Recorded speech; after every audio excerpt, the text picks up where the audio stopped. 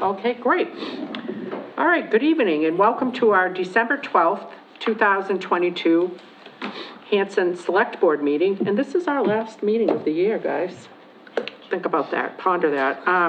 And we are being taped by Whitman Hanson Community Access.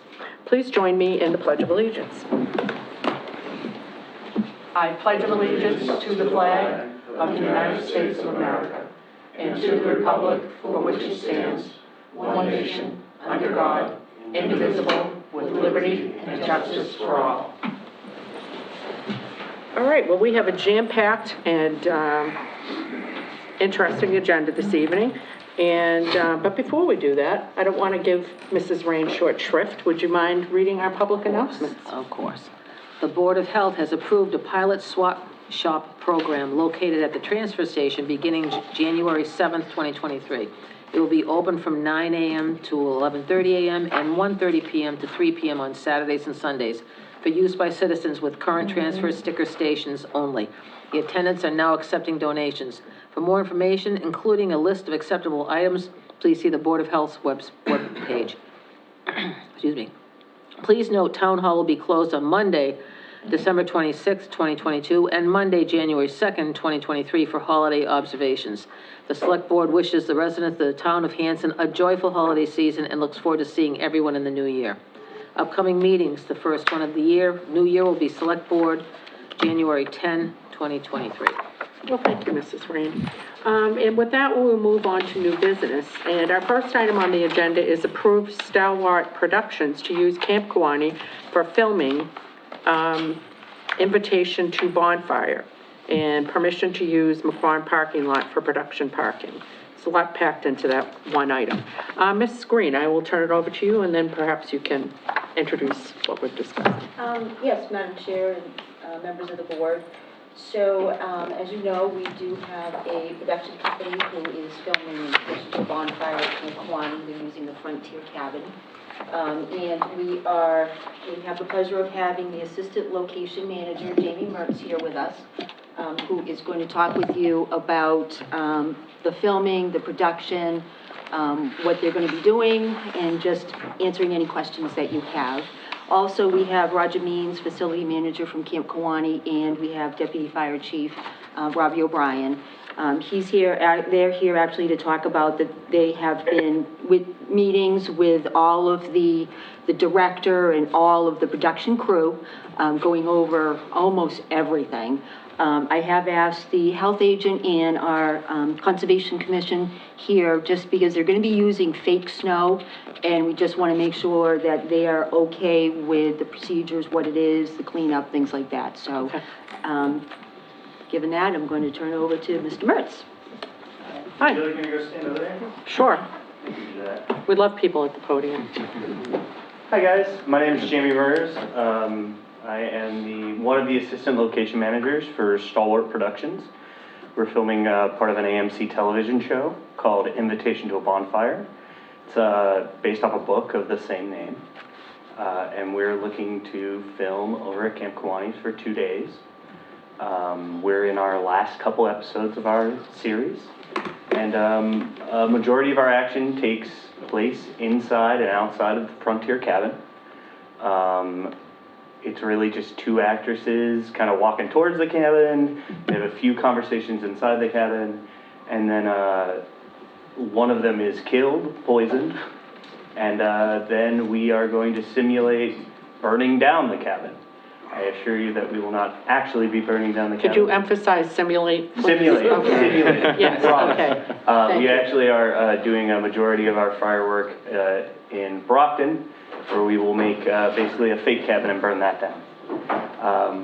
There are some practical effects that we wish to do on site, and we've been talking to the fire department extensively about how to do that safely. It kind of boils down to, I think, 4 key elements.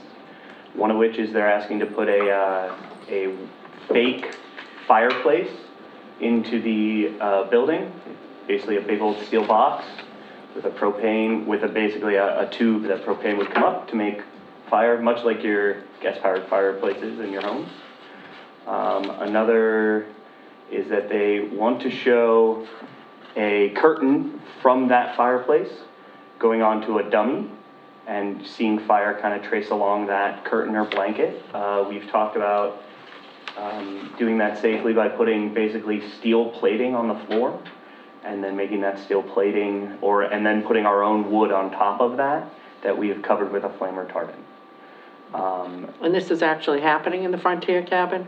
Yep. Okay, all right, I'm having like a little mini stroke, but I'm sure that you guys are on it as the professionals. Yeah, we would Okay. have All right. three firefighters with us, a pumper truck, Okay. a number of our own special effects guys with CO2, fire extinguishers, as well as welding blankets to tamp out any flames. Pretty much 90% of the fire we're using is propane-based, meaning that there'll be someone sitting at a tank, and as soon as, if anything were to go wrong, they just shut it off.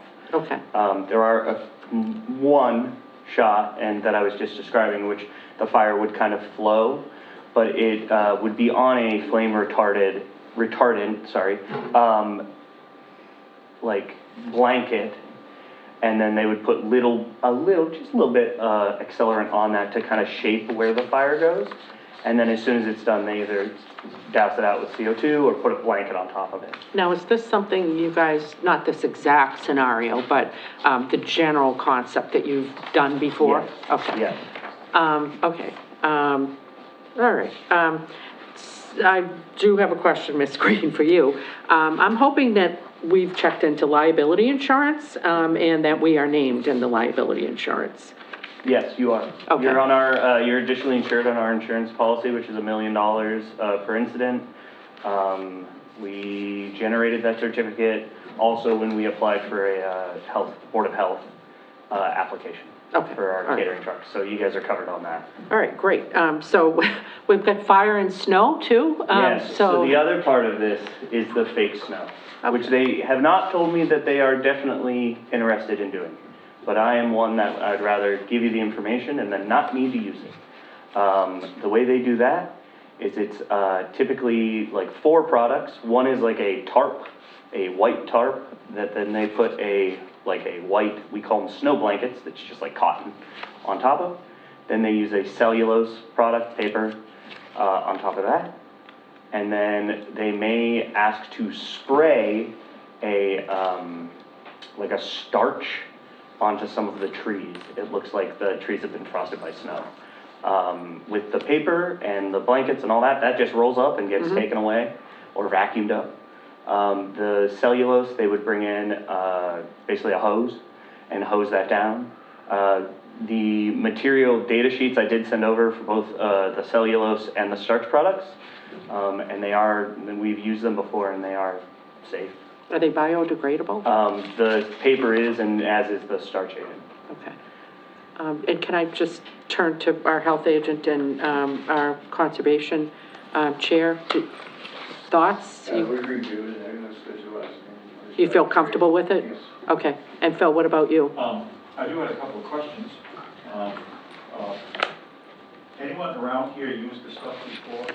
I know, in other words, examples of happy, successful, non-problem use. Sure, I don't know those off the top of my head. I know we have used them in the city of Boston, but I can get you that information of where our special effects, Chris Wald, who would be happy to furnish that information, where we've used They them. used fake snow when they filmed Finest Hours in Grant Rock and on Hollywood Bridge, but there's no woods around there. I mean, Yeah. It's all concrete pavement and ocean. Yeah. So just checking on that. Yeah. The other thing is particle size range on this. I know in the MSDS sheet, it says should caution against inhaling it. And also very, very fine particles, cellulose, if they're suspended in the air. You don't want them around fire. No. So I can check with our special effects guy about the precautions they take with that. I imagine with the cellulose, they're not going to use that very close to the cabin itself. That's more, in my understanding, it's more of a background thing, whereas the starch would be something that we might use a little closer. Again, they haven't even asked me about this. I'm just kind of trying to take the initiative on it. I know starch products, water soluble, I've seen these alternatives to styrofoam peanuts, they've made of starch. Mhm. And instead of throwing them away and having a mess, they wash away, they dissolve. However, cellulose doesn't do that. Correct. And I'm just picturing how much paper product will be sprayed around in the woods and all, just as a step. Obviously, Of course. the woods are made of the same thing, cellulose. It's wood, that's what trees are. But just the sort of visual impact. if you Of will. course, so I've been, what I've told my guys, because whenever this comes up, my department is very hesitant about it as well, because, you know, back in the Wild West days, yeah, people would leave a mess. With this sort of snow blanket and tarp under it, it does make it a lot easier to just kind of roll it all Maybe up roll it up and take it somewhere else. and take it somewhere else and deal with it there. But if you're trying to make it look like the woods are full of snow, I wasn't sure how wide this little scene would get. It probably doesn't go well past, if you're thinking of the Frontier Cabin, if you're familiar, it wouldn't go past that sun porch, and then on the other side, it wouldn't go down the fire road, as far as I understand it. Okay. Well, sounds fascinating, just checking. Of course, and I can get that information for you, no problem. I think we want to definitely, and I'm sure you guys would do this, but follow the Boy Scouts, no trace left behind. Yes, I myself am an Eagle Yeah. Scout, so I think I can do that. Well, wow, you should have led with that. That would have been awesome. Mr. Melissi? So they have the contract that we signed with them, if I'm not mistaken, it has essentially the same policy there, and I know that Dory and Roger have talked to Josh about, Yep. making sure that everything's left the way that it was found. Definitely. And we also have a security deposit, which I believe is $5,000 security deposit in case you need to do any additional cleanup and things like that. But from my understanding and the interactions that I've talked to Dory and Roger about, I've been on those email chains. I'm Frank and Lucy, by the way, so nice to meet you. nice to meet you too. They've been very responsive to our concerns that we've had, because we kind of asked the same questions. Like, if you're gonna do, remodeling to, or I'm gonna quote, remodeling to the Frontier Cabin, we just wanna make sure that it's all brought back to the same place that it was before. And nobody that I've talked to that's been interacting with Josh and the AMC TV guys have had any concern that they would do anything other than that. So, we're very comfortable with them going in there and kind of, as them the professionals. I mean, AMC's not a small company, so. Right. And it's a great opportunity for the camp as well, so. It brings in a lot of revenue and exposure, and it really shows the Frontier Cabin for what it is. It's gonna be hopefully a beautiful, Oh, I think it's a great opportunity, and it sounds like you've been very thoughtful about the things that you're bringing to us, so I do appreciate that. Did anybody on the board have, Mr. Weeks? Always got a question. So, first of all, thank you for doing this. I really do appreciate it. I think it's a great use of the space that we have here and all that. And I'm a huge fan of AMC just in general, so I look forward to this. Before, it sounds like the process is great, everything is accounted for, but before you leave, what's the process to ensure that somebody that oversees the space gives you the approval that it's satisfactory to the actual camp? So in the contract that was signed, there is a stipulation of a location release. Okay. Typically what happens is when we are done, we give property owners a few days to look around, or as long as they need, really. And then we do a final walkthrough. You kind of point out, you go, hey, that's in the wrong place, or that's not right, or Okay. didn't clean that up very well. And then we clean it up. And then you guys sign something that's like, yeah, this is left in a satisfactory manner. Okay. And, that's as much for us as for you. Litigation and all that, Yeah. barring the show from coming out, right? Right. So, we all want to avoid that sort of stuff. No, it makes sense. I just, I just want to make sure that, somebody on our side just has to look at it. So, who's the person that's going to be giving the? It'd really be up to you guys. I think, it technically would be Lisa Yeah. or someone from Camp Kawani. Okay. Just based off of who signed the initial contract. Okay, perfect. Thank you. Yeah, I mean, my 2 cents worth, I'd love it to be a little team effort.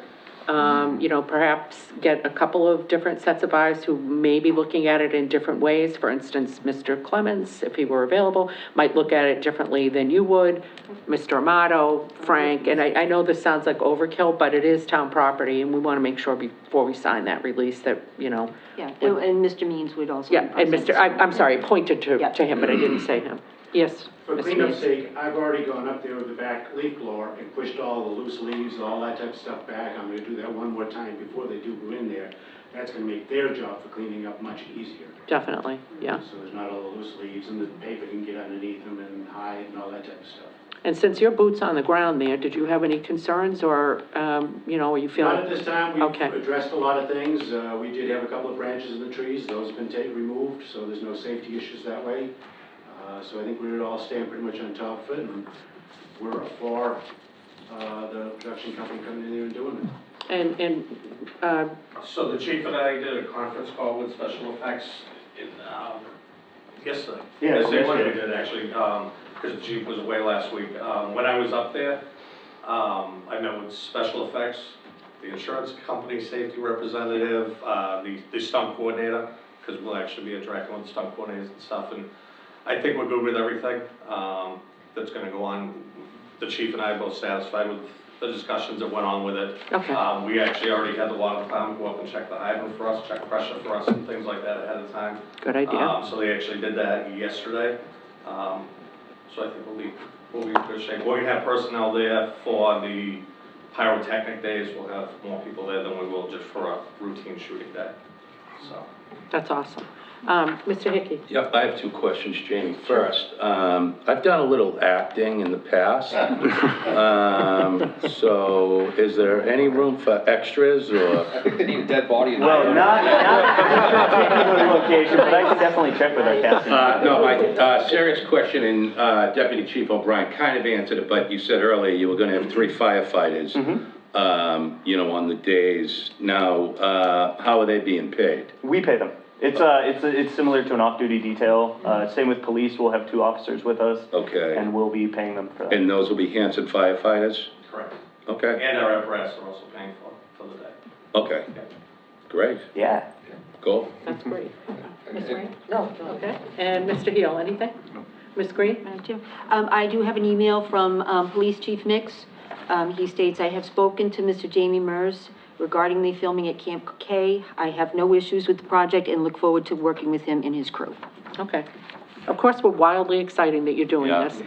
But now, did I hear you say these are the last 2 episodes of the series? Because yeah. you know, I'm rooting for the series to maybe add, Well, they you know? always, they always do this cheeky thing when they do, they do like end of season 1. And AMC is known for doing 2 seasons of show, so who knows?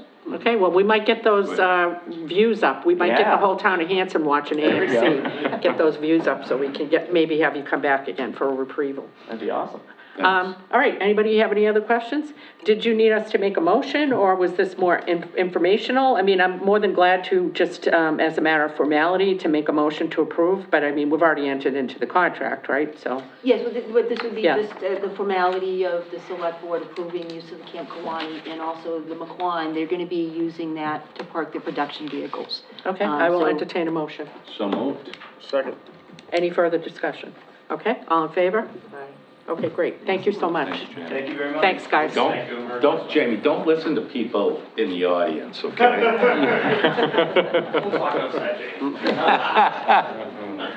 All right, next up on our agenda is 2023 annual licensing. Ms. Green? Yes, Madam Chair and members of the board, we have before you today our attached list of our licensee renewals. You'll see that we have our liquor licenses, our common victualers license, automatic amusements, live entertainment, Sunday entertainment, lodging house, Class 2 auto dealers, and junk dealers. We have checked with, actually Lynn has done all of the background checks on this. We actually this year in our packets included a form that each owner or representative brings to the treasurer collector who sign off saying that all financial obligations to the town are paid, that there's nothing owed. She has also reached out to Chief Mix and also Inspector Glass to make sure that there's no complaints, violations, and that they're in compliance, and everybody has checked out okay. And I believe you also reached out to Mr. Amato for the Board of Health to make sure there were no health violations. So I think we've kicked the tires, and I really appreciate you guys fully vetting them, because in years past, we didn't always have that information, so we're well armed. Any other concerns or things that we should know about? I just really want to commend Lynn on putting this together. As you know, this is her first time working with this. She's done a fantastic job. You know, we're right on schedule, and she's really to be commended on this, on her work with this. There was one other question that I had asked you to have, Mr. Glass look at, which was the, number of vehicles on site at each of the auto dealers, because in the past, we have had problems, so you're saying he said everybody's okay? Yes. All right, that's great. Did anybody have any other questions, or? The only question I have is, what is Hanson Country Manor? What's what? What is Hanson Country Manor? So Hanson Country Manor is the lodging house at 248 Whitman Street. It's the very large house. I think that big white. Like near Damien's, across Yes. diagonally? Oh, okay, all right. Yeah, I just didn't it's know what down it a little was. bit, so Yeah. it's a lodging house where, they help, folks who have Right. been in unfortunate situations. No, I knew kind that, of, but I've yeah. never, I didn't realize it was described as a lodging house, that's Yes. all. The only one. There's a couple areas where it says old hitching post on the top section, and then it says cook hitching post. Yeah, it's actually Has cooked that, down. has that been fixed? Is that, Yes, it's been fixed. it was a typo more than anything else? So And should then it say Cook Hitching Post? Okay, all right.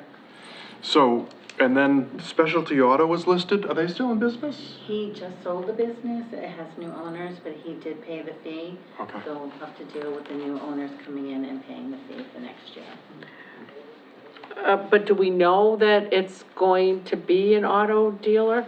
I don't know that, but he did pay the fee, he said he would do that. That's fine, but I don't want to approve him having a license if he's not going to be doing business there anymore.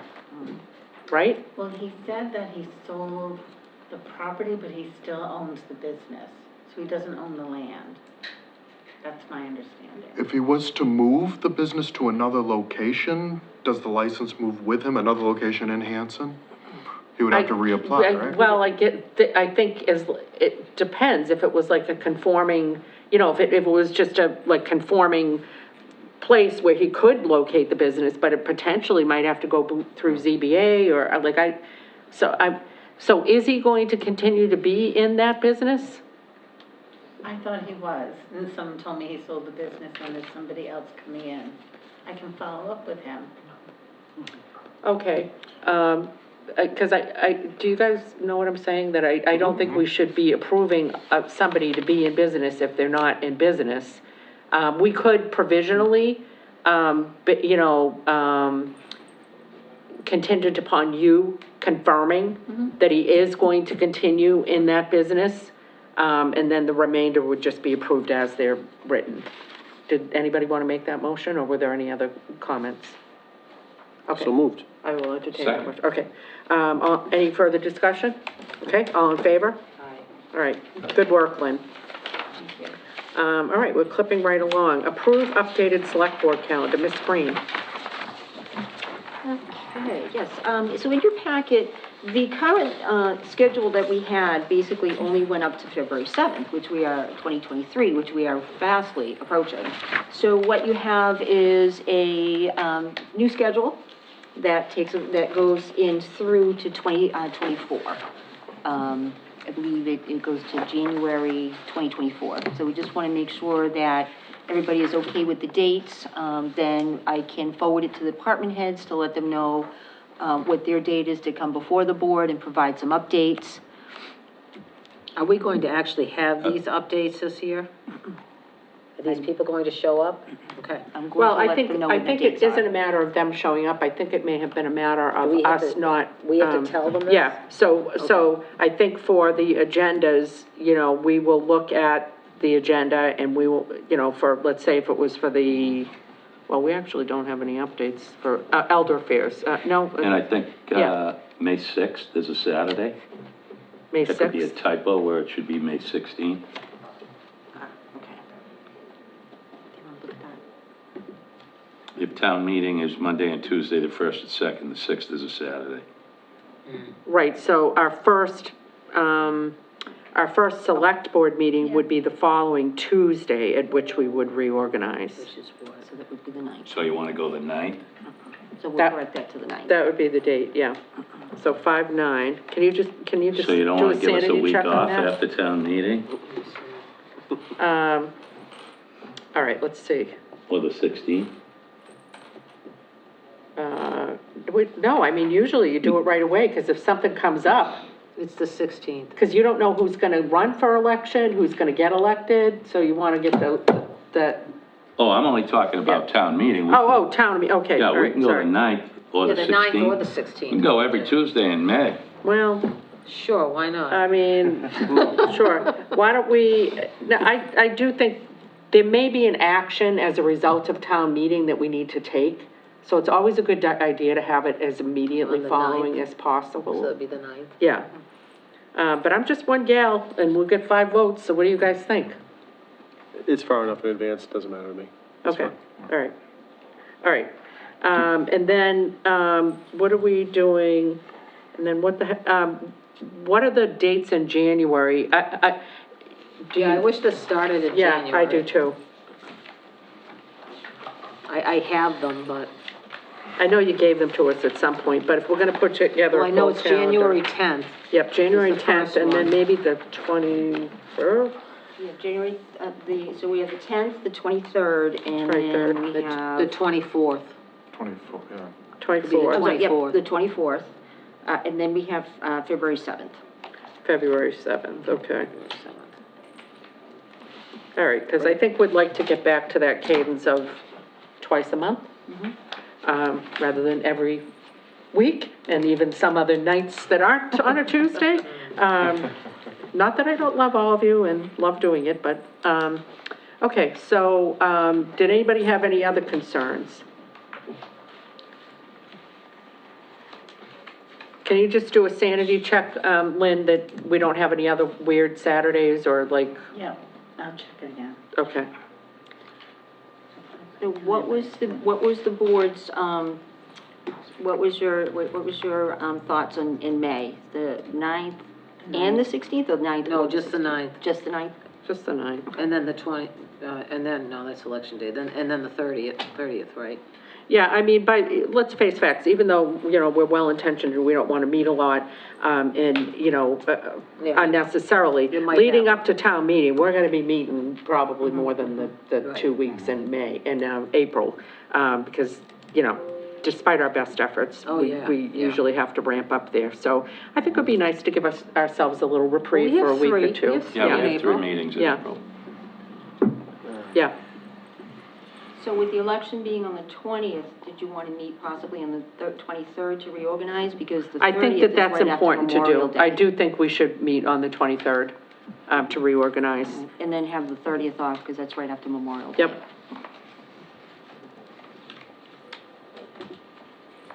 So the 23rd instead of the 30th? Yes. And I don't know if this is jumping the gun, but I like the idea of having an annual planning meeting. Is that on here?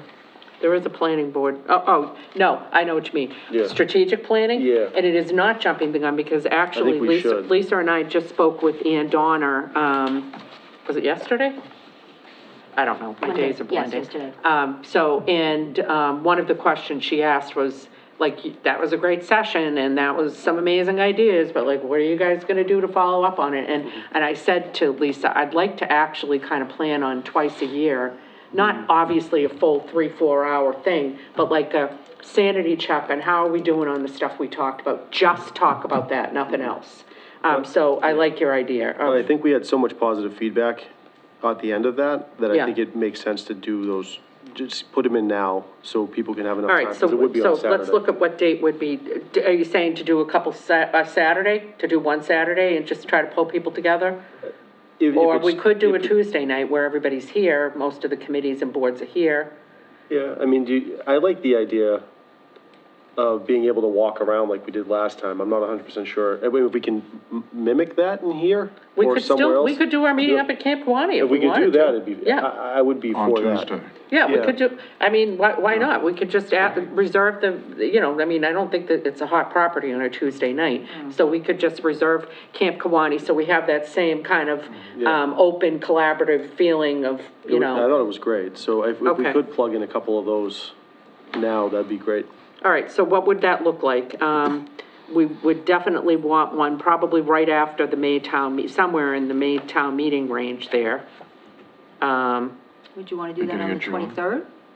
On the I don't know, now I'm gonna. We'd have to reorganize. Now I'm gonna flip to the other side, and I'm gonna say, well, we might wanna wait until the new board is in place and reorganized, and maybe do it like that following Tuesday. So I know we just removed the 30th, maybe the 30th would be the day that it would be a good way to start off with the new board, is where are we, what are our goals? I don't know, unless you wanna push it another month.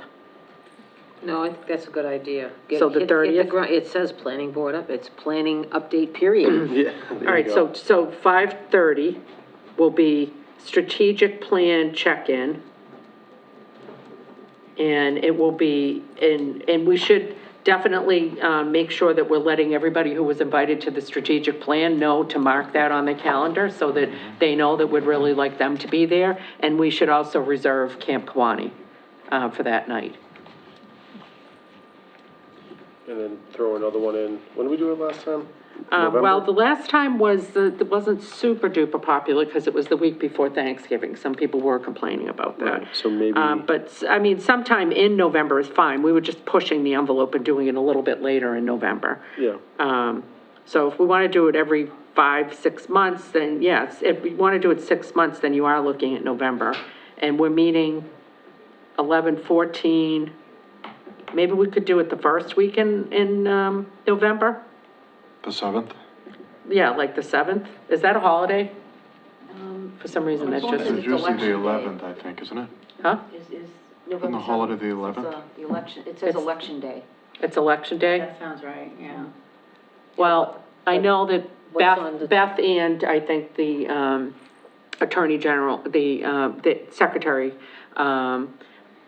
of State frowns upon people having meetings on election days, because they feel like people should be at the polls and they don't want to have any distractions, so. What about 12/1, if we just don't, next November? You're stick it saying in 12/1? Yeah, because as I'm looking at this, we have 11/14, you have the Board of Selectmen capital requests, you have budgets and CIC plans due, so that's two pieces of important information I that we think can build 12/1's off a of. random date, Yeah, because that's it's a not- request annual reports, but, 12/5 but I is get the what you're first. saying, So like, maybe the first, the 5th then. all right. Okay, what do you guys think about that? What day do you Which, give the it? day? 12/5, which we already have as a Okay. meeting, but we'll just do as a strategic plan check-in. Okay. And again, if we can, check in on, well, Frank, actually, this is very timely. We want to have a follow-up, on the strategic, planning event. Everybody loved having it up at Camp Kawani. It's such a great space to do it. We want to keep ourselves honest by continuing to check in on, are we making progress on the stuff we talked about, right? Because the plans are only as good as us following them and tweaking them organically as things come up and priorities change and all that stuff. So, wondering, can we ask you now, well, Lisa will ask formally, but we would like to have Camp Kawani for 2 Tuesday nights, one in, May, and then one in, December. That shouldn't be an issue. Okay. I mean, obviously, we'll have to check the dates with Dory. Yeah. I mean, I have the calendar on my phone, I can see it, I don't have service in it, but, Tuesdays nights, usually not anything, we have for events. Usually Wednesday night, we have drama kids and stuff like Okay. that, but yeah, that'd be awesome. All right, okay, good. Love to have you guys. It just was a good space, and we want to bust out and not be here, because this is Yeah. very constraining in terms of how people Absolutely. interact, so. Yeah, I'm actually excited you guys are doing it more than once, doing it more than once, that's good. Well, we want to, it's like, what's the point of getting all these people together, putting all this work in it, getting all the citizens to respond, and all the department heads, and then do nothing with it? Which Classic. is a perfect segue. We're waiting 6 months to have a follow-up meeting on what we just did in November. Oh, no, we're not. We're having a follow-up meeting with Miss Donna, which Lisa will get into, in her town administrator's report. She's gonna come to one of our meetings in January. Oh, Yeah, okay, yeah, right. yep. And she's gonna present like what she put together, what she heard from us. She took all of those notes that everybody had put up, and so anyway. So we're gonna implement the stuff we talked about in Yes, November. yes. And that's my point, is that, with Ann coming in January, we're waiting to May to see how all that worked out. And anything that didn't work out, we're waiting another 6 months before we figure out if it didn't work. Well, what do you want to do, like 3 months? We could Well, I do was it in- thinking September, possibly with a question mark for stuff that didn't work out Okay. after 6 months, so that we can say, here's anher 3 months, figure it out. All right, so when do You you know, want the just- first check-in to be then? Early, or? Well, anytime in September, I'm just saying, we're gonna wait Well, do you another not, year. you don't mean September? Well, if we go in May, Yeah. Well, I'm saying, do you want to do it earlier than May, the first one? When we, like, Oh. we're gonna meet with Ann, she's gonna present what, what she heard, what she thought we said. We're gonna say yay, nay, add this, delete that, whatever. Probably we'll just say, yes, sounds good, Ann. But do you want to meet earlier than that to check in on, to get people jump-started and kind of get things moving? I'm only one guy. I know, you're But only one what do guy. you want, though? Are you thinking earlier than Yeah. May? Because you mentioned Well, September, but that's. Joe has said some things in the past which make a lot of sense, and, we start this stuff and then it gets forgotten about. 100%. So 6 months, 7 months down the road, it's forgotten about. Because, and quite honestly, Frank, we were asking you out of courtesy, okay? We're gonna take the camp when we wanna take it, okay? Tough guy? Anyway, but Maybe my we should point, do earlier and do March, whether just it's to- February or the beginning of March, and I know we have town meeting, and that's what we're gonna concentrate on, but this would be a good alternative to, hitting the books on what we have to do at town meeting to say, okay, we have town meeting all set, we're good. How are we improving the town for the future? Yeah, And You if we don't wait, have to do February if you want to get before town meeting. all right, you guys are Before we getting start. when very Yeah. controversial. everybody Let's see. has got the humdrums and winter blues and Yeah, I think March. We is get a excited good about it. plan. You think March? Yeah. Or February? What are we talking? In addition to May? Well, I mean, You're not gonna get all these people to keep coming to meetings every That was my only- 2 months you're or probably so. not, but I think if we meet in March and then we agree, because it doesn't have to be everybody that was at each of those Right. tables. We can develop little mini, I hate to use the word, the committee word, but little subcommittees and people can go off and do their thing, like a communication group, like all of that Right. stuff. And if it's on a Tuesday night, if employees are here working anyway. Right, Yes. it's not, it's, yeah. Yeah, that's a good But point. I think, Just a suggestion. Yes, Sorry. Mr. Felicity. no, go ahead. Yeah, So, at my work, I do a lot of projects that last over a year, 2 years, sometimes like that. For a project like that for strategic, it's usually better to split it up into every quarter. You have a meeting, and it doesn't need to be with everybody. You can pick, first quarter is gonna be 3 departments, second quarter is gonna be the next 3 departments, and kind of go from there, because realistically, a year's not a long time to implement a strategic plan, as long as you guys still have the strategic plan in place. So you can make, let's say, water, highway, and police department for the first quarter, and say, okay, this is what we wanna see in the next year of you guys implementing your strategic plan. And then the following year, after that strategic plan's been sent to them, they can come back and do a presentation about what was done with that strategic plan. Then you guys can reshape the strategic plan after the first year, and then kind of head into a different direction. that's a good idea to do it quarterly, because we had 5 topics, okay? One of which we're actually gonna get a presentation on tonight, which is the communications and citizen engagement. That's the one that I think Okay. has to come first. Okay, well, it because is gonna We come gotta get the first. Facebook set, Yes. all the ways of announcing and. And it is gonna come Okay, first, good. and because we are gonna be able to hire a consultant to help us do part of Okay. that, if we agree that that's what we Right, wanna right. do. That leaves the other 4 topics, and if we take Frank's, suggestion, which I think is a good one, then we could just, each quarter, have one of the different groups be our focus, that we're gonna talk about facilities, we're gonna talk about town administration, we're gonna, the other, do you guys agree with that? Yes. Okay, Yeah. If you only give it 3 months of progress, you're gonna be very disappointed in 3 months. Yeah. For something that's big, and it's a town level, because everybody knows town government moves very slow, so you're just setting yourself up for this. yep, okay, so the first one would be, so if we're gonna do it quarterly, then, I don't think we should wait for a quarter to get the communication thing. we're not, no, so That's gonna be so right tonight, she's, this Capital Strategic Solutions is a consultant that's Okay. gonna pitch to us what they can do to help us with communications. Okay. Okay, so we're definitely not gonna wait on that. All right. And, Well, Yeah. And are you saying then, on the other 4 that we have left, do 2 of Those- them? Probably, I'm not even thinking that. Yeah. I'm more focused on getting the information out so we can get more involvement. I mean, we want these people to be involved, we want the townspeople to be involved, so we gotta get the involvement going, more Yeah. than we have. That's the number one, because That's then the A rest number will one, fall into yes. place if we have more people that are, And the more townspeople come and hear and see how things are working, I'm hoping the less rippled waters we will have. That's what I'm looking for. I'm not concerned about the rippled waters, I'm concerned about rippled waters where people are not fully informed. Right, no, So that's what I that, mean. like, ripple all you want, but just But at least why know is what it you're rippling? talking Informed. about, Why you is know? it rippling? informed way. This analogy could go very long. I know it. Could go really, really south. Okay, so where are we at? We're gonna do the communications we're talking about tonight. Are you guys looking at dates possibly for us? No, I was just, you brought that up, and they haven't zoomed in yet, and my computer is doing some kind of an update. Oh, good. All right, well, so far, not so good on the communication. Okay. The irony of the Zoom thing not working for the Oh, okay, yeah, here communications, they are. There they are. person. All right, so, if you can just let them know, we're almost getting to them there. Sorry about that. All right, so let's at least set the first, check-in, and what date would we want to do that one? I mean, you said March, Jim, and I think that that's probably a good suggestion. I Yeah, think so too. What do we think about March 7th? We don't have a selectmen meeting that night. I like it, it's early enough, because I was thinking February, but March 7th is only a weekend. Huh?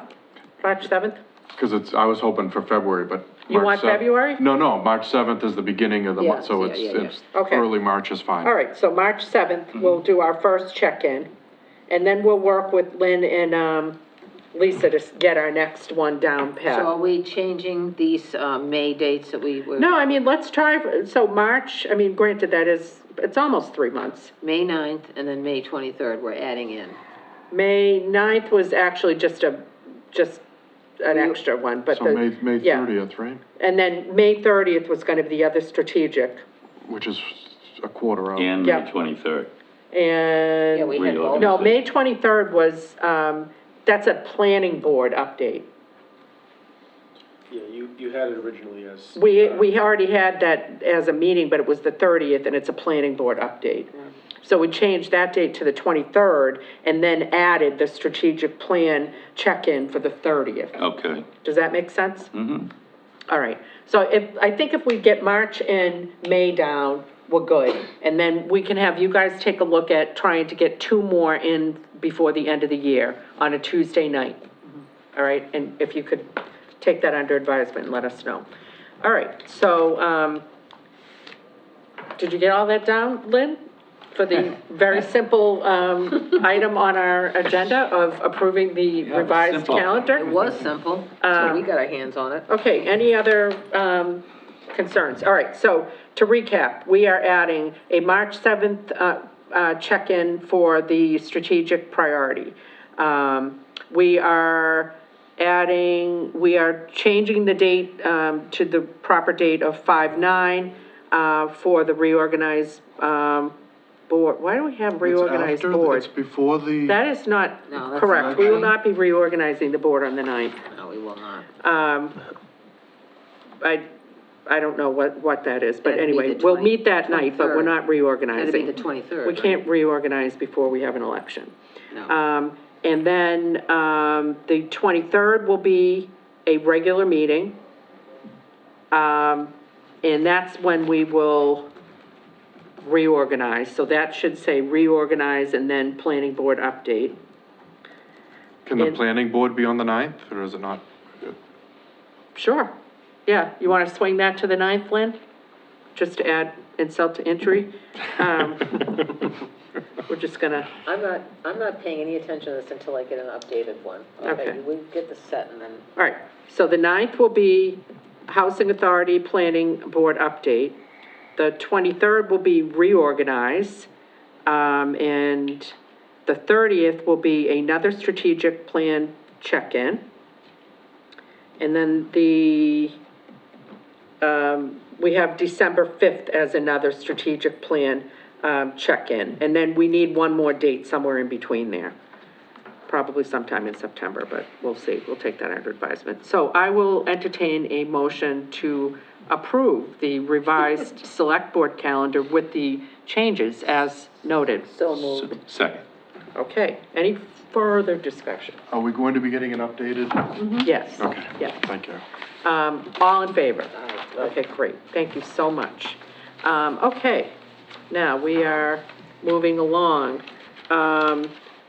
Accept donations for the following. Town Hall, picture of Town Hall by Miss Cheryl Todd. Donations to Leah's Club in honor of Bill Shockley, by Michelle Barbagallo, and I'm sorry if I mispronounced your name, Kathy DiTullio, and Marlene Lawless. I will entertain a motion. So moved. Second. Okay, any further discussion? Okay, all in favor? Aye. All right, fantastic. And that brings us to, the capital strategic, I'm wondering, Lisa, should we, do you mind just holding one moment for us? I don't know if they can hear us or not, but, next up on the agenda is discuss Hanson's goals for Regional School Agreement Committee. Mr. Hickey, I know you're gonna be, representing us in that committee. I don't know if anybody else had any other goals, but I think the one that we had talked about, which is the elephant in the room, is we want more representation. Did anybody else have anything that they, okay, all right, so I think we're in agreement, no need to vote that. Discuss possible interim town accountant, Ms. Green? Yes, Madam Chair, members of the board, as we know, our town accountant has tendered his resignation.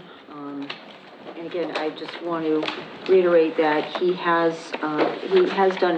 been with us for 10 years, and he's dedicated a lot of his time and expertise to doing well by the town. He is very well respected by all the department heads and all the employees, and he really does a fantastic job.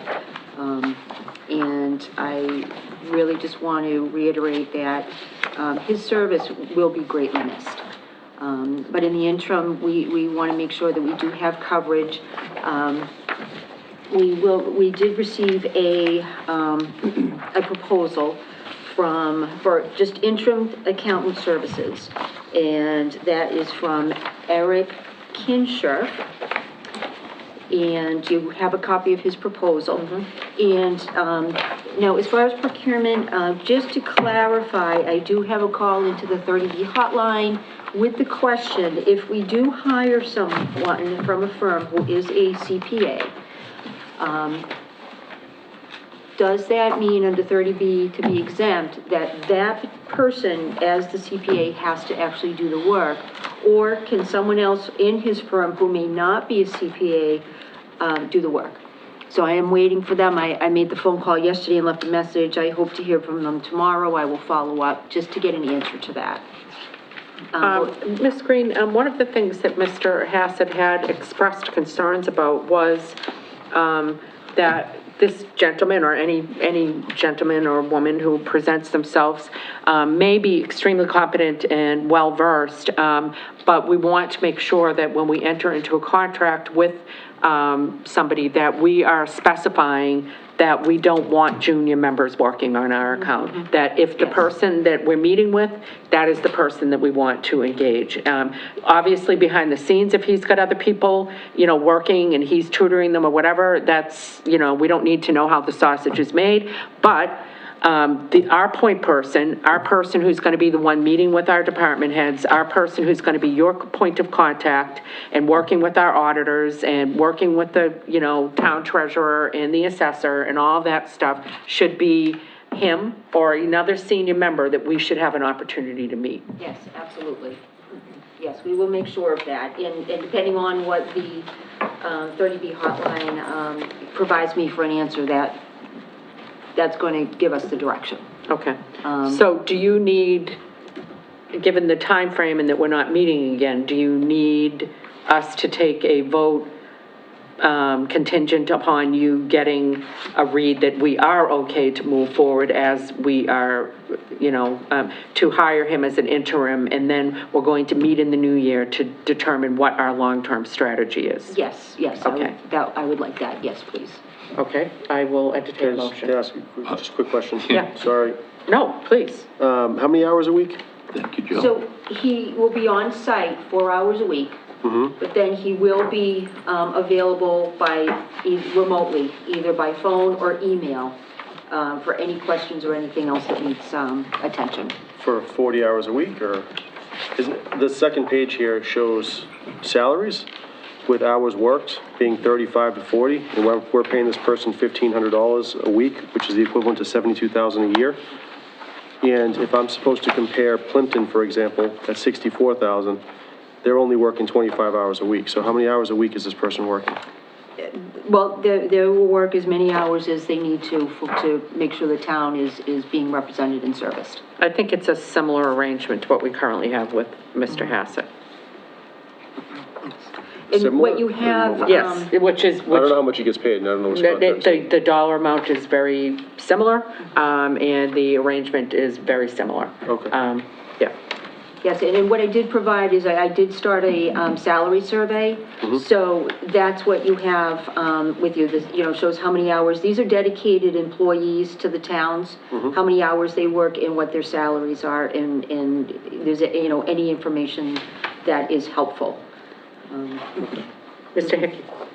No, Joe covered it. I Oh, wanted okay. to know the hours because, Yeah. we had an arrangement before and now it's a new firm or whatever, so. Yep. And so just keep in mind, this is just interim because we're losing Todd at the end of the month. We have to have a town accountant to be working with people. I don't think anybody's suggesting this is going to be long-term, and if it were to turn into long-term, we would have a more comprehensive conversation about whether these hours, were adequate for us, what the pay was and all of that. So it's more of a, I don't want to say Band-Aid, but it's to get us through and make sure that we've got somebody at the town accountant helm. Okay. And proposals, Okay. I would need to do a request for proposals for accounting services if we go that direction. And again, Mr. Hassett has suggested that he believes that we're at a point as a town where we should have an employee, not a contracted person, an employee here. So I think in the new year, when we talk about it, that's probably the direction we're gonna talk about approaching, but this is just to get us through. No, it makes sense. What was throwing me off was that the second page implied that it was basically full-time or equivalent because of the weekly hours, so I just want clarification of what that meant, so I think that's fine. Okay. Any other, Mr. Heel? Is there any type of communication between our current accountant and this gentleman here expected, or, Do you mean like an onboarding Yeah, type of any thing? type of- Ms. Green? Yes, I did have a conversation with Mr. Kinshirf, and he said he was gonna reach out to Mr. Hassett and have a conversation with him. I just gotta ask a question. How many hours a week does our current accountant actually work?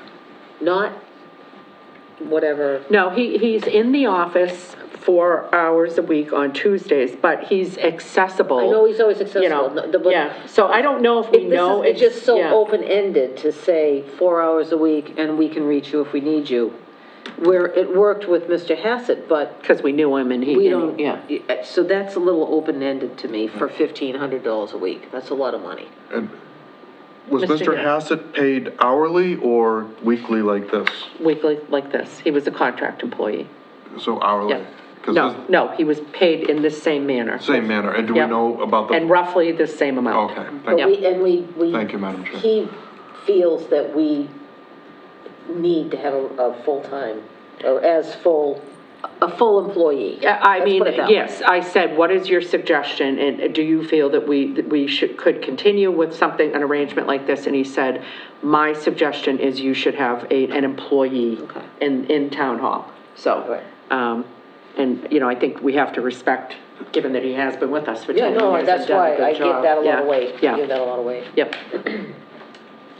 Okay, any further questions? So I had reached out to the Central Massachusetts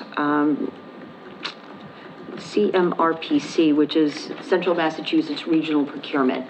And Mr. Kinshirf, his firm just won their bid to provide accounting services for towns within that vicinity.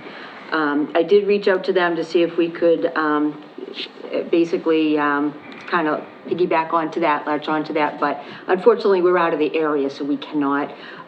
But the email that I did get from Connor Robichaud was that he provides information regarding Mr. Kinshirf, his services. He does a great job, is what he said about Mr. Kinshirf. So I just wanted to share that with you as well. Okay. Any other questions? Okay, I will entertain a motion to appoint Eric Kinshirf as interim town accountant until, in accordance with the documentation that we have, and to give Ms. Green permission to enter into that contract, pending confirmation that there is no issue with, I think it's 30B procurement, Lisa? Mm-hmm. Yes. Okay. Second. Any further discussion? All in favor? All right, great. All right, and thank you for holding on, and we appreciate it. Can you hear me? Okay, can we hear them? Okay, all right, okay, great. Because that would be ironic if you're here to talk about community strategies and we weren't able to hear one another. Okay, so thank you for waiting so patiently. So with us tonight, we've got Capital Strategic Solutions. Ms. Green, I'm going to cue it up to you, and then we'll hand it over to the folks on the phone. Okay. So, Madam Chair and members of the board, Capital Strategic Solutions, basically, I had met Jen through a MMA meeting, and through Jen, was introduced to Nicole. And what they do is, Jennifer Thompson is a consultant with ARPA. She's very versed in ARPA and has helped many towns navigate through the complexity of ARPA, the paperwork, the reporting. She knows the projects, you know, what projects are eligible, things like that. So she is highly recommended from other towns that have used her services. And then Nicole Figueroa is a communications specialist. She has worked with many towns around the area, again, helping towns with communications and citizen engagement. And I think that this company is going to do a great job for us. And I'm going to turn it over to them to provide their presentations. Thanks, Lisa. Thank you, the ability to...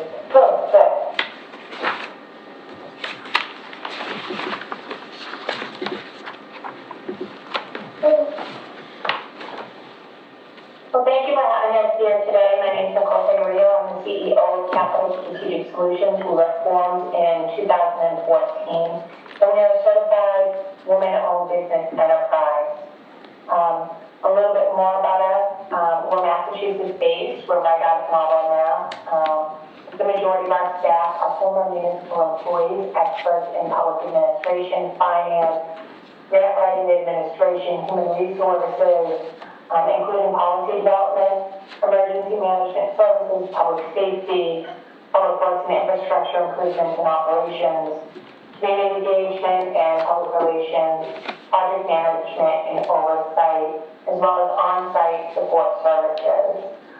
We do a lot of work throughout Massachusetts. We have clients as large as the city of Lynn or as small as the town of Westminster. I'm going to kick it over to Jen, and I'm going to talk a little bit about ARPA, and then I'm going to pick up on the communication side. Thanks, Nicole.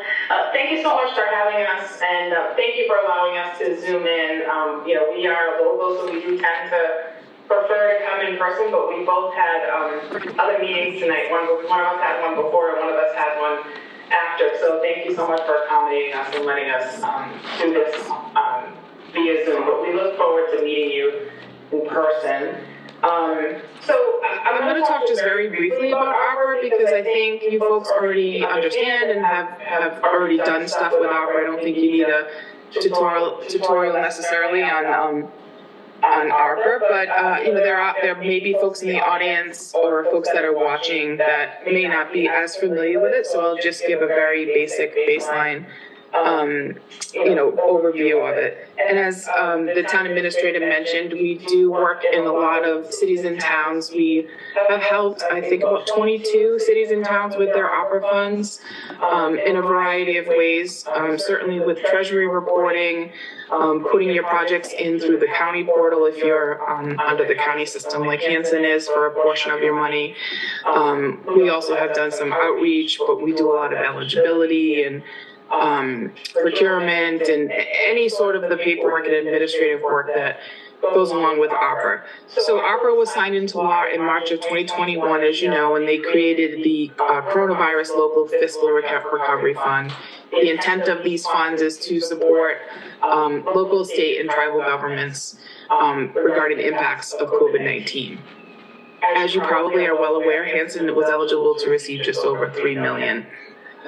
Both directly and through Plymouth County. So your money comes to you in two different allocation, and you get money that comes through Plymouth County, and you request those through the county portal.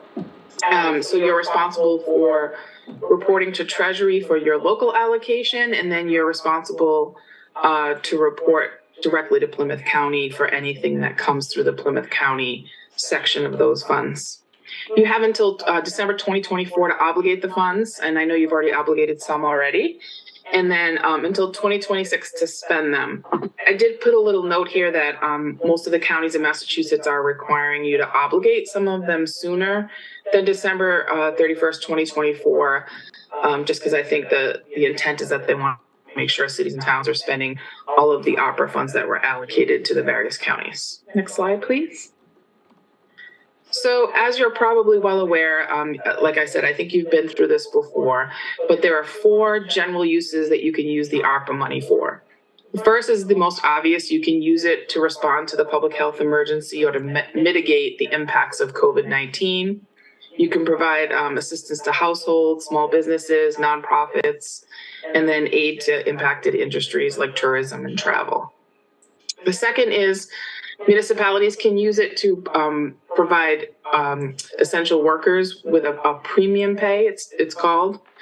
And then the third is you can use it to offset a reduction in revenue by funding and other general services, and we'll talk a little bit more about that in the next few slides. And then finally, you can use this money to make investments in your water, sewer, and broadband infrastructure. So that revenue loss category, this was originally confusing when it first came out by the federal government, and then they changed the rules when they came out with the final rule, and which was good because it did simplify things for small and mid-range cities and towns. So municipalities had the option to either calculate the revenue loss. It was a formula based on a number of factors, and it was to account for, revenue that cities and towns lost due to the pandemic. Or cities and towns could claim up to 10 million without having to do any sort of formula calculation in that category. So if your total allocation is less than 10 million, you can claim that whole thing as revenue loss if you want. So for example, your local allocation in Hanson is just over 1.1 million. That's the portion of that money that you get directly. And if you want to, you can claim that whole thing as your revenue loss. So why would you do that? And what does that do for you? The reason for that is it gives you some more flexibility because it allows you to spend it on more general expenses. So any general service that you would traditionally provide as a government, you can use these ARPA funds for under the revenue loss category. We'll talk a little bit more about that. But, the one caveat there is you should be cautious with this money because it is one-time money. It's not reoccurring. So you want to be cautious about funding operating expenses because the money is going to go away after 2026. So there are 5 areas that you can absolutely not use the ARPA money for. And it's wonderful that you have a lot of flexibility now with what you can use it on. It's just important to know that there are these 5 areas that cities and towns are not allowed to use it for. So you cannot use it to deposit money into pension funds. You can't use it to pay any of your existing debt on capital projects. You're not allowed to use it for settlement or judgment agreements. And you can't use it in your, you can't put money into your stabilization or rainy day funds. And then you also cannot use ARPA funds to match another federal grant, with a few exceptions. You can, however, use ARPA money to match a state grant. So I mentioned that revenue loss category and how it gives you a lot of flexibility. So they highlight a lot of areas in the legislation of things that you can use that funding for general government services. And things like building of infrastructure, including roads, schools, municipal facilities, cybersecurity, health services, environmental remediation, school and educational services, public safety, really any other traditional government expense that you would fund through your regular budget process or fund through town meeting, that's not excluded. It's not one of those 5 exclusions that we just talked about. And then finally, I know like I said, you've allocated some money already for ARPA, and we'll work with the town to come up with a plan and spend and allocate the rest of it. So these are just some thoughts and examples of projects that we've seen in the other communities that we've worked at. Most of them are very obvious. Cities and towns have used it for public health measures, mental health assistance, substance abuse assistance, small business grants. I know you also have an earmark that we'll look at for that you received directly from the state. Mitigation for infrastructure improvements is a big one, of course. Some cities and towns have used it for mortgage, rental, and utility assistance. We've seen some broadband projects. Again, a lot of water, wastewater, stormwater, roadwork, and sidewalks. And a very popular one that we've seen funded through ARPA are updates to parks and recreation. So upgrades to existing parks or creation of new pocket parks or increasing green space and open space. And that's it for ARPA for now. I'm going to turn it over to Nicole to talk a little bit more about the communications. Thank you, Jen. So again, my name's Nicole Figueredo. I've been working with communities across Massachusetts, and we just dipped into Rhode Island as well, helping them with their community outreach. I always like to talk about the internal communication structure and how we can strengthen those internal communications, because we're not talking to each other as departments or boards or committees, and how are we getting that information out to your community stakeholders, your businesses, your residents, and the people who need that information the most. So what we initially do is we come in and we meet with your divisions and your departments. We establish points of contacts. We host regular meetings and touch points. And we develop an internal newsletter, or even it can be as simple as an email back and forth, where everyone's on the same page about what every division and department is doing. And that's really, it's really difficult to do. I mean, you would think that everyone talks to each other all the time, but as being a former PIO for a city, it takes a little bit of nudging and a little bit of work, but I'm a firm believer in the squeaky wheel gets the grease. We also offer website support services. One of the big things that I did as PIO for the city of Framingham was rebuild their website using the same platform that you currently have. And just doing the content management, making sure it's in compliance with the Mass Records Retention Law and the public records laws, as well as that it's ADA compliant. Nothing irks me more than when I see someone post something in an image and it's not accessible to all community members. So it just drives me completely insane. Jen can tell you that. What we also like to do is develop a non-emergency email subscriber list with news and updates and announcements. I love code red services for emergencies, water main breaks, things of that nature. But the main thing that you don't want your audience to do is tune those out, because those are emergency impacts, and we need those notifications to, garner the importance that they have. So that's why we would develop a non-emergency email subscriber list. And I love going into communities and walking around and talking to people and getting them on board with those email lists. We also use that as a tool to share updates about program services and events, as well as employment opportunities. I mean, there's not a community across Massachusetts right now that I've talked to that is having great luck finding employees. We also use social media. It was just published today in the New England Waterworks Journal. I did a presentation with their customer service committee last spring, and I'm actually gearing up for my second presentation this year about the use of social media. Social media can be an extremely effective tool if used appropriately. If we're interacting with your audience, if we're using the algorithms to benefit us. So if we're working with Facebook, we're gonna post a different way than when we're posting on LinkedIn or Instagram. And we're also going to tailor those posts so it's unique to the town of Hanson, the departments, divisions, and employees. We're gonna provide educational updates with key services, programs, and initiatives, and prepare and produce, updates and advisory and with use of mapping and graphics as well as narratives. We just did a project for the town of Holden for their Shrewsbury Street Doyle Road Improvement Project, and it was actually a really fun project. We got to use videos and animations, and it just kind of gave the voters the information that they needed to vote to put the project forth for public safety. We'll also develop and implement media strategies. So we'll work with your local bloggers or your local news outlets with press releases, media alerts, and pitch news stories. So it's all hands on deck type of approach that we use to get everyone's attention.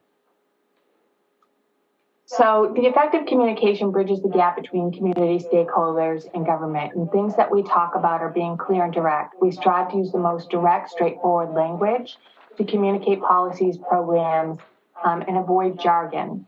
I find that a lot of our engineering groups, I work with a lot of engineering agencies with water quality issues. They speak a whole nother language, which is really hard for the general public to understand. We also enforce transparency, communicating with stakeholders when information is available. It's okay to say, I can't provide you with that information right now, but follow through with them when you can. Being proactive with information on emerging issues and following up. We have certain protocols in place for our team internally, things that I developed working on the municipal and government side as it relates to water main breaks, storm issues. COVID was a big one. We helped a few communities out with COVID communications. But we also embrace listening and learning. Communication has to be two ways. We have to be listening to what your stakeholders are saying to build that trust with them and kind of build that credibility. So moving forward, you have those joint conversations with them. And that's kind of our presentation for this evening. Any questions? So I had a couple of questions. So specifically on the communication piece, are there tiers of pricing? How does the pricing work? And, I'm just, so like if we wanted help initially, but, we want you to take the training wheels off at some point and let us go on our own, like what does that look like? So sure, we work with several communities in which we go in and we help the administration and the staff develop their platforms, and then we walk away. We give them tools to do that. We provide them with the support that they need. We're currently working with the town of Weymouth on their Columbian Square Improvement Project. We're helping Casey is their new, she's not a PIO, she's a communications director, or I'm sorry, I'm not 100% sure on what her title is. But she does all of the outreach for Mayor Headlam and the town of Weymouth. And we're working with her to establish some of those protocols, as well as working on the Columbian Square Improvement Project. We did the same thing with the city of Lynn. We went in with their ARPA communications. We kind of gave them the tools that they needed to then step back and they can reach back out to us when they need us. So for a senior project manager like myself, you'd be working mainly with me. If there's one set price for graphic design, there's a lower tier, and then for a project specialist. But for the bulk of the work initially, it's going to be myself. Mrs. Rain? I'm just wondering, the project specialist, would that be someone that perhaps would be a longer-term commitment with us, that like once a month they would make sure announcements went out, or would that be something that we would eventually try to in-house ourselves? I'd rather have someone that's dedicated to this, that isn't, a consultant is what I want, that's gonna do this stuff specifically once a month, that we don't have to think about it. That's what I'd like. For the bulk of the project, it's for the length of the contract, it's going to be me. To be quite honest with you, I have a project specialist that helps craft things behind the scenes. We work together and we tag team it. We give a lot of thought to our clients and their budgets, and believe me, having worked in municipal government, we completely understand that it's not a free for all. We go in, we provide you with the services that you need. We're very cost conscious. Yeah, I would just add, we've done it both ways too. So some cities and towns want us to stay on and do that maintenance every month, for them. And other cities and towns want to dedicate a staff member to do that. And we help them along the way and get them off, and then, we back off. So we can do either model. We've done it both ways. Okay, thank you. Yeah, I think, Mrs. Rain, your concern is we don't want to be adding to staff. Because then we get into benefits and pension and all this other stuff. Yes. And then if we have to, run into a budget crunch, then we're looking at having to lay somebody off. We really just don't, we want to try to get out. The idea was that the person who gave us the suggestion, he has someone that does this once a month. And it's a set rate, whatever it is, and it's not a lot of money. I mean, it's thousands, but it's not $10,000. But it's something like, that's what I'm looking, so that we have someone that's gonna not have other commitments. They're not going to be distracted by other priorities that we might have. Yes, that's what I want. That's right on the money. We completely understand what you're saying, and I can definitely understand that, having been in that role, as I was a PIO, a webmaster, as well as the Public Records Access Officer for the city of Framingham. So I wore 3 hats in one position.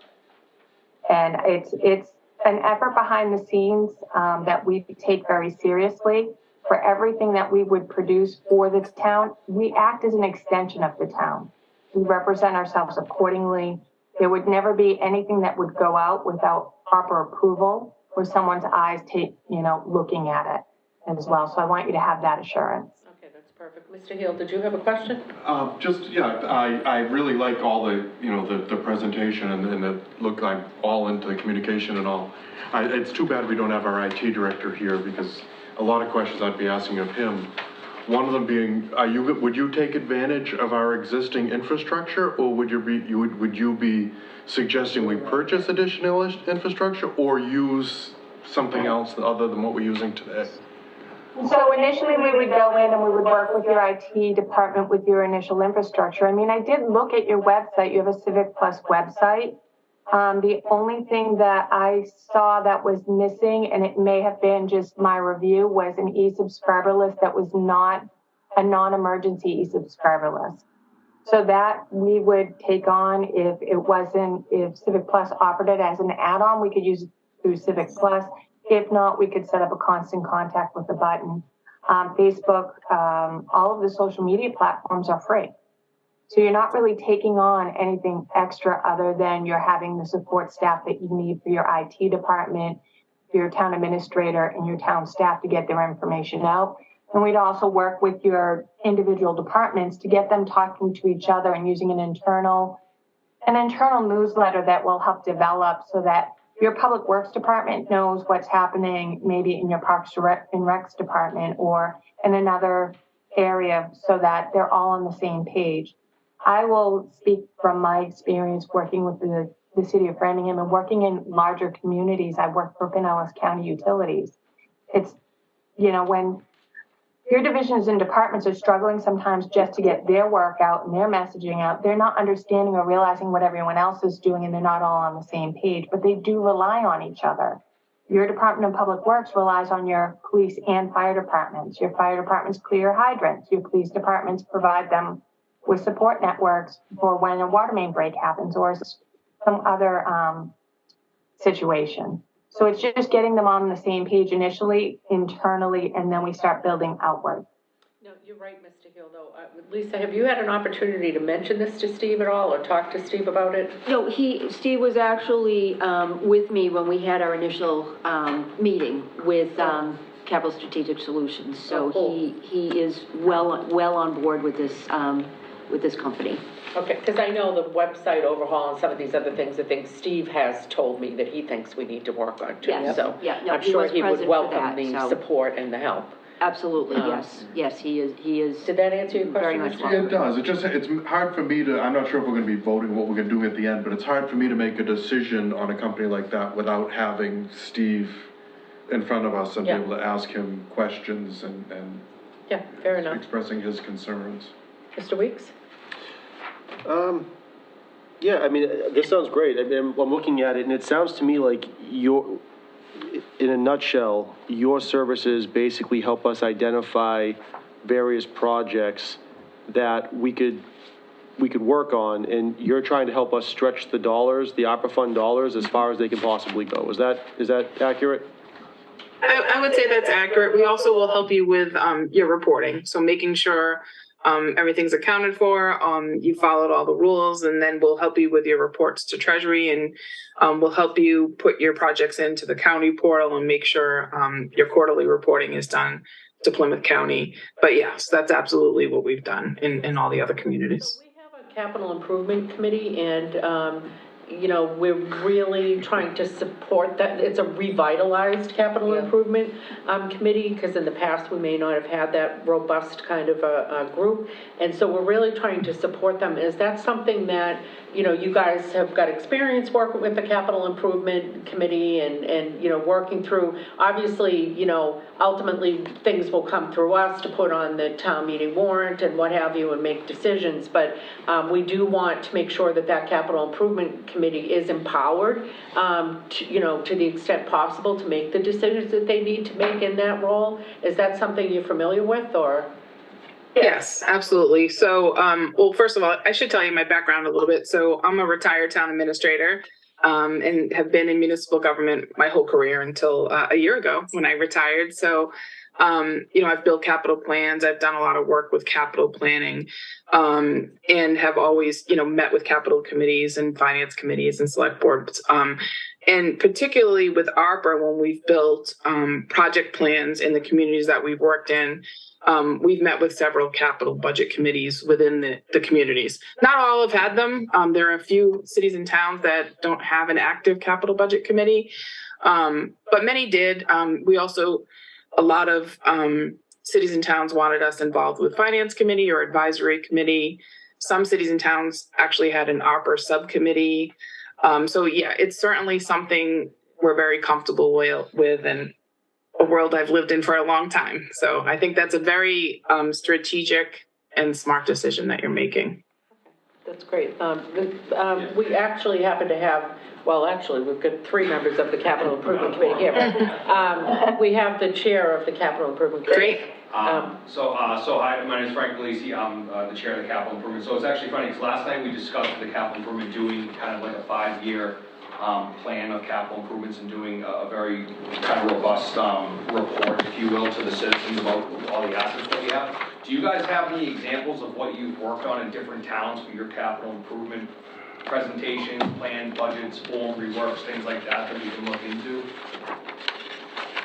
I think I heard you correctly, but it was just a little soft on my end. So examples of like ARPA plans and ARPA projects, or just capital improvement Just plans in general? Just more of like capital improvement plans in general, so, Oh, yeah. going through. Sure. Going through most of the, I'm not gonna say most of the towns of Massachusetts, I was looking through all their capital improvement plans that they have, their project plans, capital improvement forms and things like that. Can you guys send any examples of the ones that you've worked on to Lisa, just so the capital improvements can take a look at it and kind of, essentially see what you guys are made of in that aspect of it, because that's kind of really important to us at the capital improvement committee level, is to come up with a robust plan and kind of make it every 5 years, we'd revitalize that plan and make it into more of a presentation of the town, if you will. Yeah, of course. Yeah, I have a bunch of stuff. I'd be happy to send it. Mr. Hickey, anything? No, not right now. Okay. Anybody else have anything? Ms. Green, anything you wanted to add, or? No, I'm just gonna await the board's decision, and then take the next steps. So they mentioned the ARPA committee. Could that be like part of an existing committee? Like if the ARPA, we said we want something like an ARPA committee, but it would like to be part of the capital improvement committee, like all the ARPA funds would be. Well, I did get the letter, which we didn't post to talk about, but generally from you guys saying that you would want to, and I don't know if I FYI'd everybody, I've been FYIing a lot of stuff to people, it was, the capital improvement committee was basically saying like, hey, we would like to take an active role in the use of the ARPA funds, and that's totally fine, but one of the things I responded to Frank today and said, that's great to the extent that it's capital items that we're spending the money on, but it's not all going to be capital items. There may be projects that we're working on that don't have anything to do with an actual capital expenditure. So I think it would be dangerous, but I think we could probably have a discussion at a future meeting about whether I don't see why we would want to duplicate and have another committee looking at capital expenditures with ARPA money when we already have you guys and you're, functioning beautifully. And I think you're just starting to hit the ground running and getting like infrastructure in place. To me, it's a no-brainer, but I'm just one vote.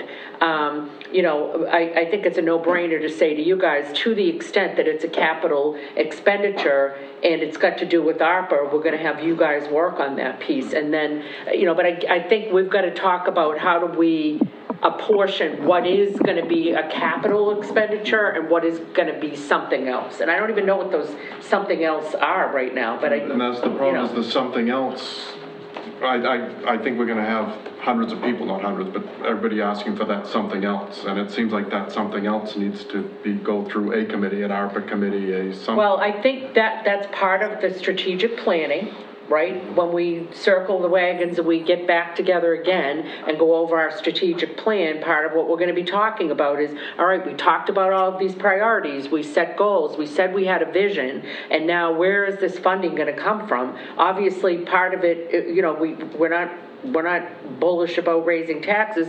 These are one-time expenses, so to the extent it's not an ongoing expense, like additional money needed for the school, for the budget. If it's something else, then we probably would look to ARPA. Ms. Green. Yes, Madam Chair, too, and members of the board. Jennifer, please correct me if I'm wrong, but memory serves that we can use ARPA fund for your services. Yes, absolutely. And that's what I'm talking about, is there may be other things like that we pull out of that strategic plan and we say, this is ARPA eligible, it's not a recurring expense, it's a one-time thing, because we don't want to create this false sense that we're going to have this money forever and that it's going to somehow solve all of our many, many budget woes. It won't. But we do have an opportunity to move the ball forward just a bit in some areas. Some of those, most of them are probably going to be capital, but there are going to be some that aren't, like this. So I'm just trying to get through it with my head. So with the ARPA funds, I mean, we still have cash that we use for capital and other projects like that. Why wouldn't we just make it simple and say that all these ARPA funds can fund the capital improvement items that are over the threshold for capital improvements, and then anything below that can go to the free cash reserves that we would have in the back end. So like, for example, if we wanted to pay for, the capital strategic solutions, instead of using ARPA funds for them, we can just use the funds that we would have used for that capital item instead of the ARPA funds, and kind of make. Because the approval process is different for the use of ARPA funds versus your capital improvement money. And there may be things that either time won't permit or whatever. And I also don't know that as a board, we're gonna be willing to allocate all ARPA funds to capital items, I just don't know that we're there. And I think additional analysis would have to be done on what we're talking about for, But in other words, I'm not opposed to you guys having a majority active role in ARPA. I'm just hesitant to say everything. I feel like there might be pitfalls for the unwary on that. Yeah, I think that a safe filtering process for capital items in general just should, going through, and I know we're kind of slated to talk about that, but not really, but going through each of the towns, most of their limits are $10,000. Anything over $10,000 goes to capital improvements. So we're actually on the very high limit. I don't have a problem with that, Frank. What I'm saying is if it's not a capital item and we want to spend ARPA money, you guys won't have any role in that. So if we say everything goes to you for ARPA, then that leaves us not being able to move the needle on anything else with using ARPA money other than capital. That's where my concern is. Oh, no, I'm not saying that. So the capital improvement can manage the capital, but the board can also give them other responsibilities. Like, we already have the infrastructure in place in the capital improvement committee to vet projects that aren't just capital expenses. Like, we have forms for it, we have things like that. So, for example, if I'm just gonna use them as an example. If the Board of Selectmen, for some reason, didn't have the authority, then they need to go to the Board of Selectmen to hire, capital strategic solutions, let's say $15,000 to hire them, right? We already have all those forms, we have the matrices, we have all that stuff in place already at the Capital Improvement Committee to say, okay, this is an actually pretty good project, let's bring it up and have the Board of Selectmen, and we can do the vetting process for that money. I'm not necessarily saying that the ARPA funds should be given all to us.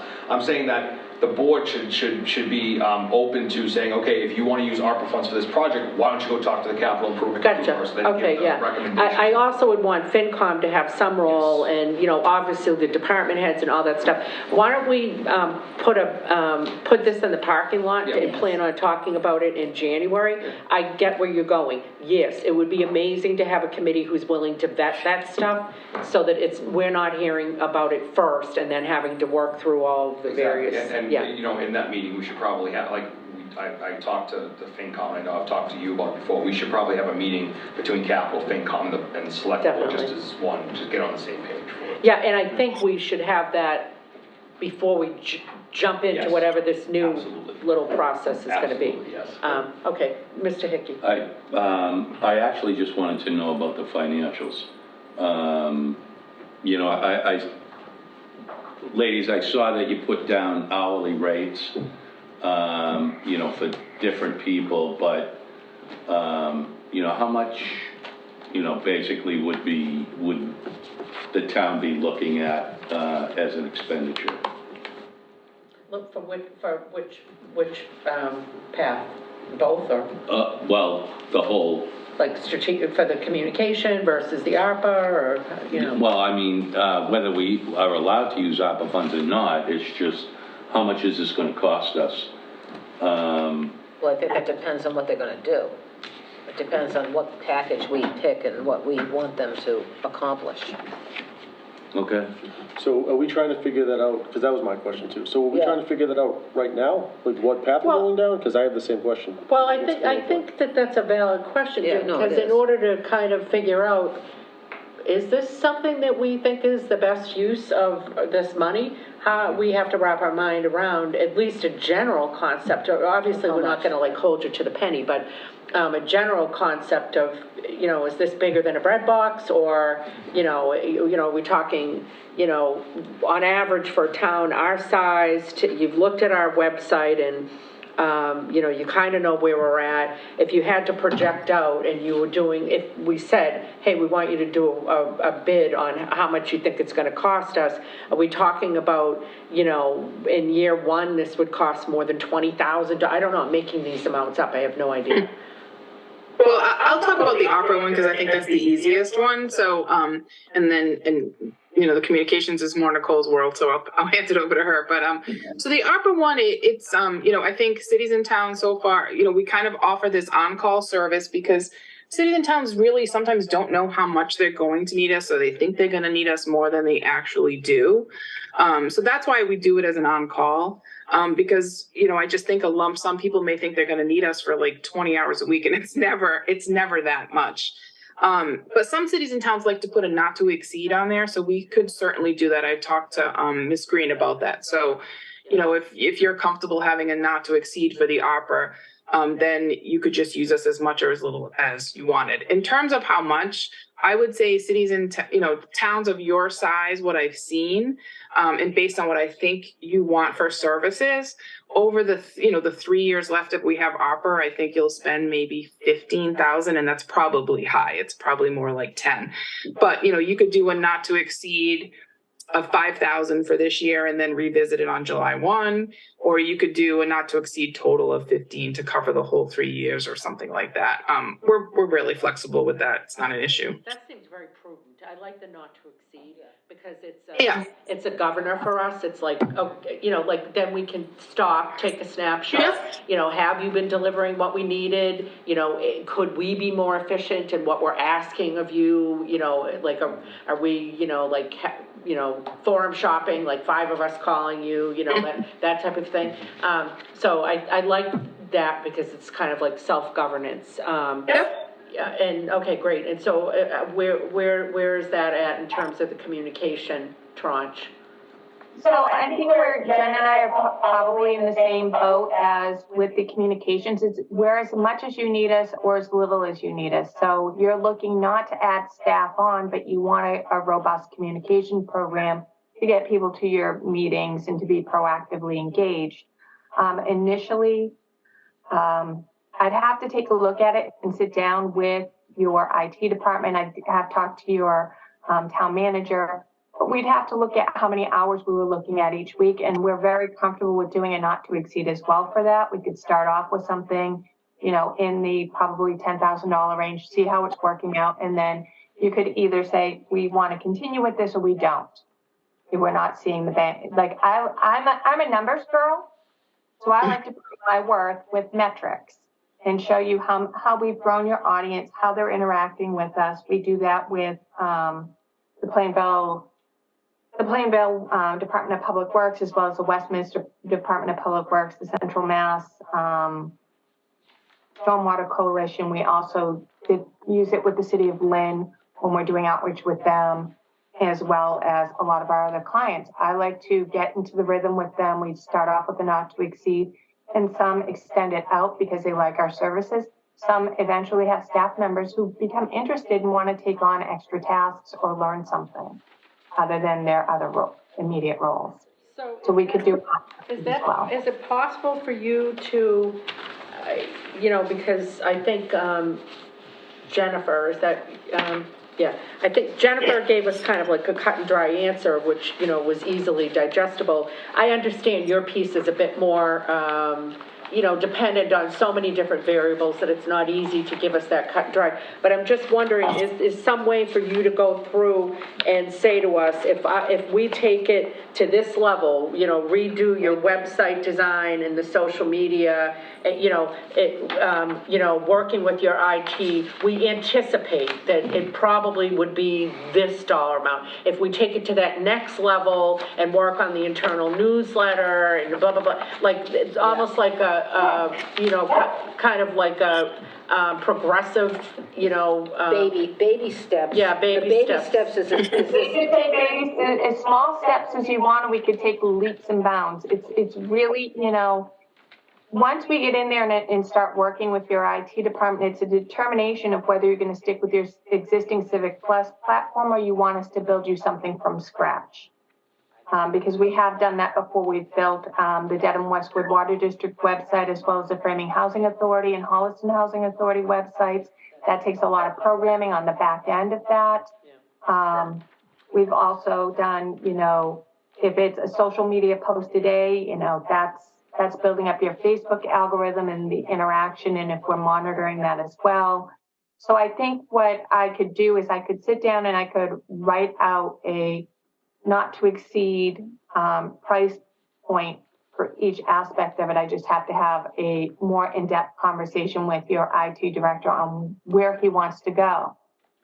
You could use ARPA funds for your website as well. So if your IT department wants to do a new overhaul of your existing Civic Plus website, that could be used for ARPA funds. And Civic Plus will actually walk him through the process, but on the back end, it's a lot of management of, things that get posted to the website and keeping a category, a library of those things. So that's something that we would have to sit down and have a discussion about. I mean, either way, whether it's a WordPress or a Civic Plus site or another platform, there's going to be some work that's going to go into it. I would just need to sit down and I would like his buy-in on what platform you're going with, because ultimately he's your IT director, and I don't really like to make a judgment call for a client. I like to work with the client and give them what they want. And I think that's what Mr. Heal's point was. So I think I think for me, I feel comfortable with the ARPA piece because I can wrap my mind around the deliverables, the dollar amount, all that. It's good. I got it. For the communication piece, I'm wondering when our next meeting isn't until the 10th of January, and everybody's got holidays and stuff in between. Does that seem like a date you think you might be able to pull some more information? Obviously contingent upon our IT person making himself available to have the conversations you need. Well, my game plan this week, and I hope I'm not speaking out of turn. I'm coming to Hanson on Thursday to meet with your departments, just so I can get a better feel for the structure and the flow of the information within the town. And that will give us a really good idea of how to structure the internal communications before we can structure the external communications. Because once we get that flow moving, it's the initial brunt of it that's the more difficult piece, is getting that flow moving internally and getting everyone on the same page. And then we start pushing out information externally and giving people a streamlined communications piece. Yeah, that makes sense, because I was kind of thinking, Nicole, that like year one would probably be the largest cost, right? And then presumably it would be like almost a maintenance fee ongoing, like once we get over that hump and get things in place and get everybody buying in. Okay, so I think if you guys are amenable to this, I think we should make a motion tonight regarding the ARPA, and then ask to have Nicole come back to our January 10th meeting to tell us what the cost will be for the communication piece. Sure. Does anybody have any thoughts about that? I've got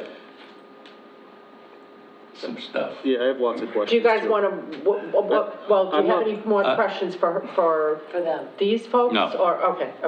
Not right now, not Okay. tonight. All right, okay, so we're not ready to, you guys aren't ready to entertain a motion, okay. All right, so do we want to have, them back on the 10th? Or? Both of them? I, Both of them, both? Yeah. I have to say something. I think that the website and the outreach to the citizens is more important than the ARPA. I'm sorry, I do. But, understood, the ARPA is part of how we're gonna be paying. Oh, no, I know, Yeah, I understand yeah, that. Yeah. But I really, really, really, really, really want that website fixed. Okay. We can do nothing before. So let me the ask, 10th. so can I ask you this while you're here? Because these are some of my questions. Let's talk the website, right? The website needs to be overhauled. We need to add things. We need to streamline it. You may have already said this, but I thought I heard you pick up on, you're gonna have to do a lot of coding or potentially some coding on the back end on your end. So that's if you do like a whole new website using a WordPress platform and you want it really customized. So that's a whole branding package that we're looking at for that. And that would be from scratch. If you use you're already using Civic Plus. Yeah. You might be using an older version. We are.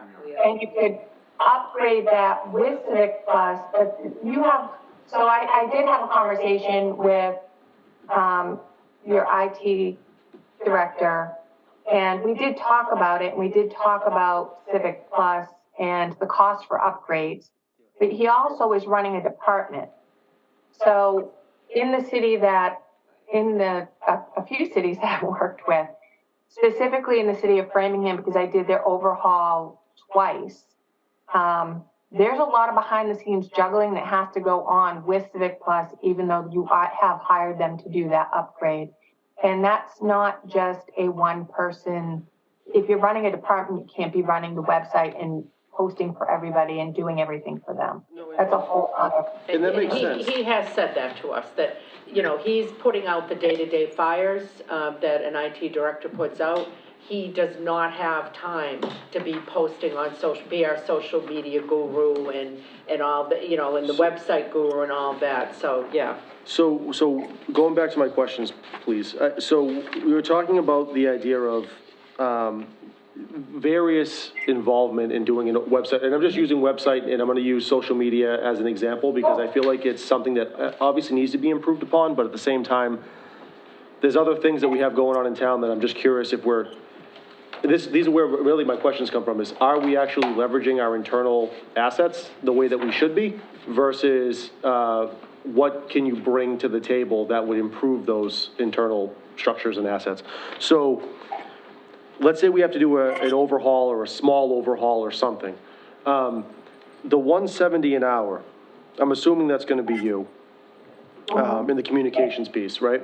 So let's say we have to do a middle of the road overhaul on this website.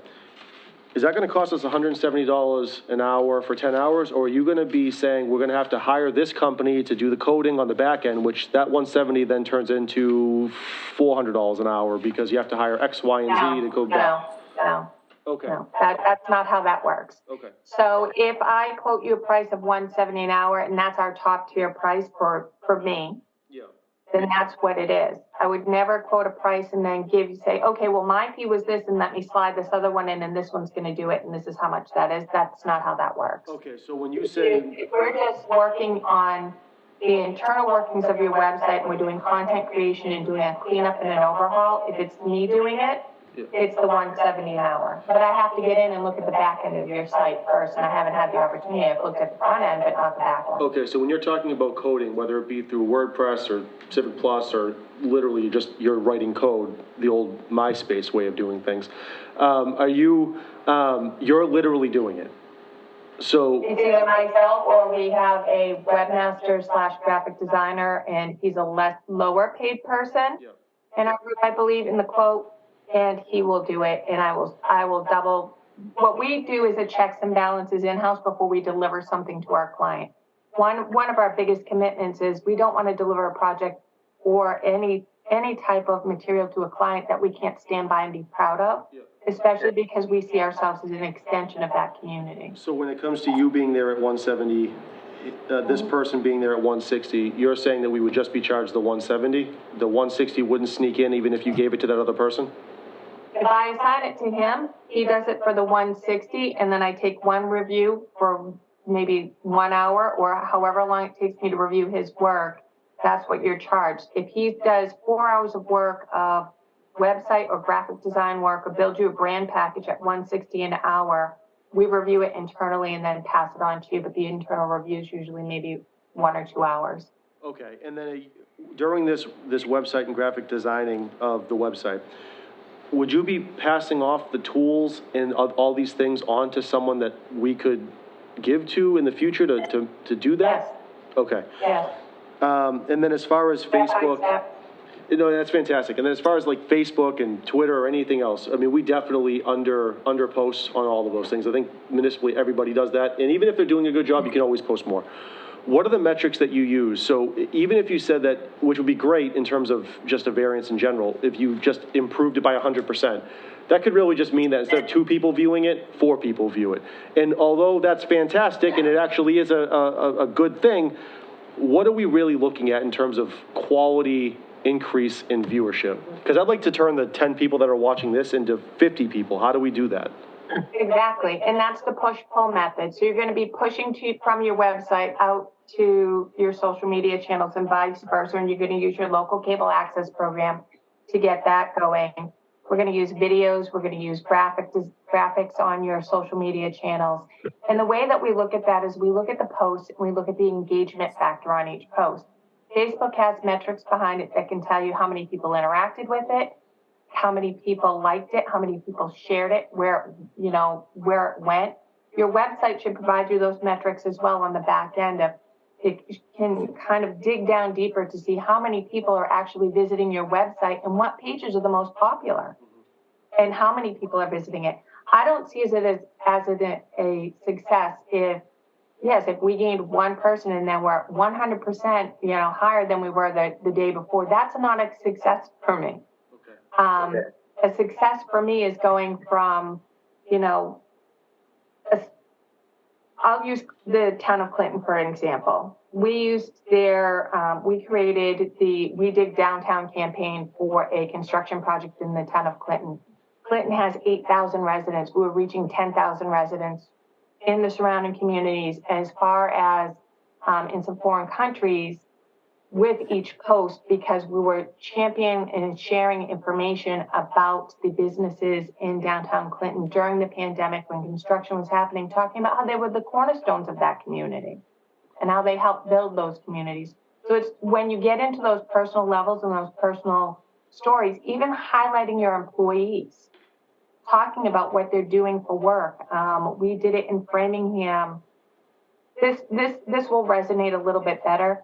When cities and towns first started using social media, I had a conversation with, at the time, my supervisor, and Jennifer knows him well, who is an employee of ours now. He told me over his dead body, would there ever be a Facebook page because they would just get murdered. He was afraid that the employees would, be picked on for, just doing their daily jobs.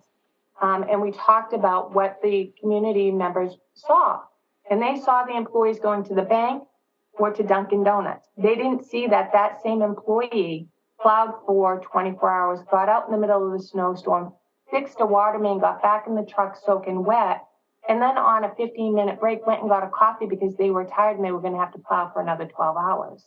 We stuck a GoPro in the camera and we were showing the community members what they were doing. It also highlighted the employees and how important those jobs and those roles were so that when we were going to town meeting or to our select board for approval for certain projects or certain programs or initiatives, they had that trust there that people were actually doing their jobs. I think there's a lot of mistrust in government, which is why we're not seeing people coming to the meetings anymore. They're just saying, well, they're just going to do what they want anyway.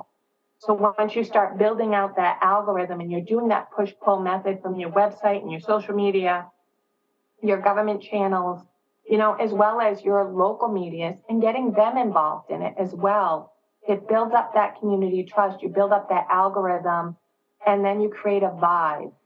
And that vibe is what it puts a smile on my face because I just love what I do and I love seeing the communities transform when people actively become a part of their government. No, that's really and that's what we those are great out-of-the-box ways of looking at it. I appreciate those examples because that, to me, that's what was missing in the presentation is like, how are you going to implement this versus just kind of posting about, no offense, but what like Camp Kawani's doing this weekend? How are you actually going to show what's happening? Because it's one thing to just read a line, 60 characters, but I like the idea of thinking out of the box, having a GoPro, doing something like that makes it more intimate, more like you're there. I like those experience types things. So I'm all set. We really do. I will say this. I always firmly believe that we are an extension of the community, and I immerse myself in the community. I think Jen thought she was going to lose me to the city of Lynn because I just fell in love with the community members there. And I feel like I kind of have a romance with each community we go into once I start working with the community members and the businesses, because you get to know them on that personal level. And that's how you get them to the table, is to talk about what's impacting their lives and how their government, their local government is, that's a big part of everyone's quality of life. And to be involved in that and how important that role is to your day-to-day activities. Mr. Hickey, Thank did you. you have something? No. Okay, all right. Okay, so if you ladies don't mind coming back to our meeting on the 10th, and I did have one question, are we required to go out to bid for the communication services? I will double check on that. Okay. I don't think we are for the ARPA, but I guess a similar question would be for that, too.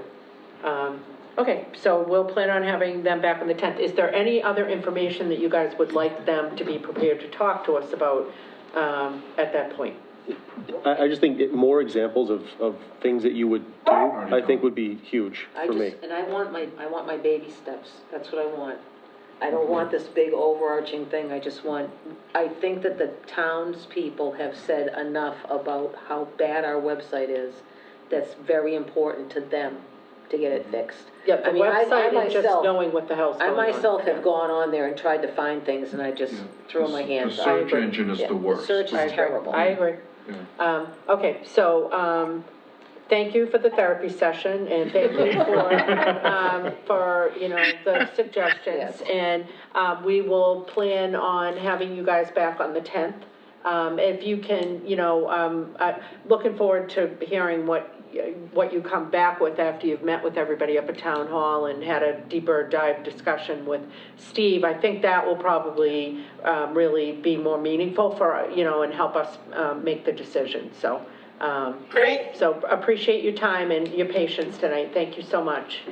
Nice to meet you all. Take care. Thank you. Thank you. Good night. All right. All right, so that brings us back to our agenda, and the last thing we have before going into executive session is one-day liquor licenses. I will entertain a motion. Did you want to, I'm sorry, did you want to say something? Well, no, that was We're looking at scary, ourselves. but, see it on the screen. I just wanted to have a little bit more conversation. Sure. And I apologize, but, the way that comes in, I could tell it was, yeah. I heard it, okay. Oh, yeah, it's too I already much. have a migraine. But how did we get to this, where we just had them present this? It was suggested at the strategic planning Yeah. session that we had, and actually Chief Mix is the one who made the suggestion that we pull in a consultant to help us with this social media Yeah. issue. Okay. It was at the end, yeah. Okay, and I missed that, Yeah. because my question would be, Laura, and you had asked that if, because of the, Procurement. communications aspect of it, do we have to go through the bidding process? And the only thing they mentioned about the ARPA money was money that we already have, that Lisa has already, done, where we had, 1.1 million that they showed up there. We already have it. Yeah. So I don't know how they would help us deciding on how we're gonna spend the money I'm that gonna we. decide how to spend No, it, that's help not on what the they're back end doing, though. paperwork side of it. Yeah, they'll help with the paperwork, and they'll help with, like kicking the tires, We've like, already- is this permissible, is this not permissible, that type of thing. So we're No, you looking have to collect more ARPA money then? Well, I don't know. They'll help, I'm sorry, Lisa, go ahead. Yeah, no, we've already done it. Yes, but there is reporting requirements through the Treasury, and then there's application requirements through Plymouth County, depending on what pot of money we're going to use, because we have the two different pots of money. So there's reporting, and there's reasoning for the projects, that you have to put onto the Treasury website, and then the applications that you have to put in through Plymouth County. So that's what they're going to help us with. Trying to navigate the Treasury website on the ARPA is not easy. I have been through it, I poked around and spent more than half a day trying to figure out, when I did finally get into the Treasury, the area to request the second disbursement of the ARPA money, that took me a half a day. To find it, to figure out the codes, what I needed to get in, it was very difficult. And there is reporting requirements, once we start spending the money, that they are going to look for to make sure that we are being compliant with using it for eligible funds. Okay. Did that answer your question? I'm not sure. Yeah. Okay. Well, I mean, yeah, because Lisa and I had talked about the stormwater management stuff, which maybe they will be helpful on.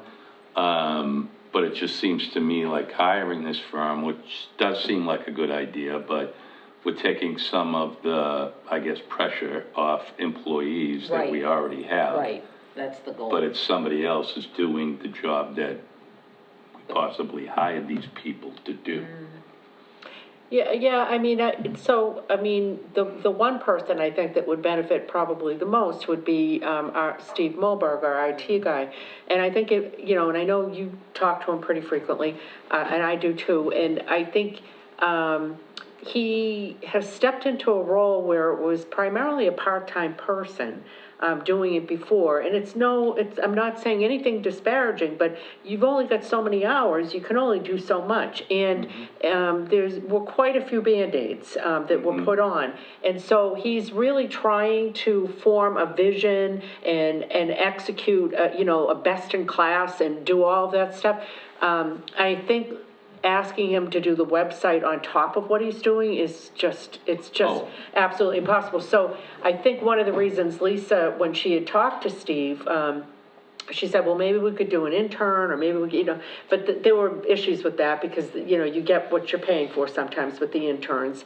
And I don't know that you necessarily want somebody cutting their teeth on your website when it's, we already have issues with it. Right. So I think that kind of brought back, like, okay, and we discussed this at the strategic planning, like, let's bring in somebody that's not gonna add to payroll, that we're not gonna have to pay a pension plan to and benefits, but that who can help Steve over this hump. And so the logical conclusion was a consultant. So, And then from the rebuilding of the website, then there's a monthly maintenance. Yeah. Where I think the number he gave was, and this is just him, he hires a consultant to do his postings, and I think it's $3,200 a month. Now, give that to the person who is supposed to be doing 8 other things in their own job, and they have to keep up the website. The problem with the website is the website falls to the wayside. If you don't have someone that's dedicated to it, it falls to the wayside. And just to be That's what clear, you're happens. not saying we pay $3,200, this is the No, person I'm you not, know I'm who not, has this that. is the person Yeah, I know yeah. that does it. Yeah. That's why I said, it could be thousands, but it's not necessarily, it's whatever we end up doing. But If you to her- have people cross-trained, if the posting abilities on the website are easy, that perhaps the admins can get their, they can do their own department postings. Yep. Then we don't have to do that, but they have to do the department postings. And that's on top of all their other duties. And that's the point that I was gonna make, is so even if Steve has the best of intentions to be on top of that website, he's gonna get emails down, everybody's emails down townwide, you gotta fix it. Yeah.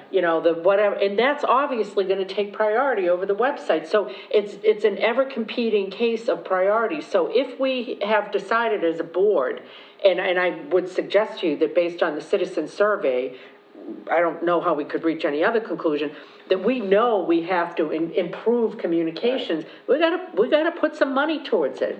And ARPA provides us with a very unique opportunity to use that ARPA money, one-time money, without taxation, without tapping into other money, to solve what is it is a huge problem. And I think it really touches a lot of different things. It touches who's coming to town meeting, whether we've got cross-pollination of people, signing up for committees, whether people even know what the heck is going on in town. Yes, Mr. Weeks. I agree with all of that. The only thing that I would say is that the ARPA funds are one time. Right, yes. So I don't want to use them for Not for maintenance. Well, it's not for, even if we're using these folks in this way, I don't want it to be like a pseudo salary that we're trying to put in place, right? No. So for me, this is part of the conversation with the Capital Improvement Committee last night, is they already kind of have baked into the bylaws what I would say is the minimum threshold for criteria for using ARPA funds from my perspective, which is, does it have a lasting impact on the betterment of the town? So it's great if we use these funds to improve the communication, improve the website, whatever it is, but it has to last longer than a year.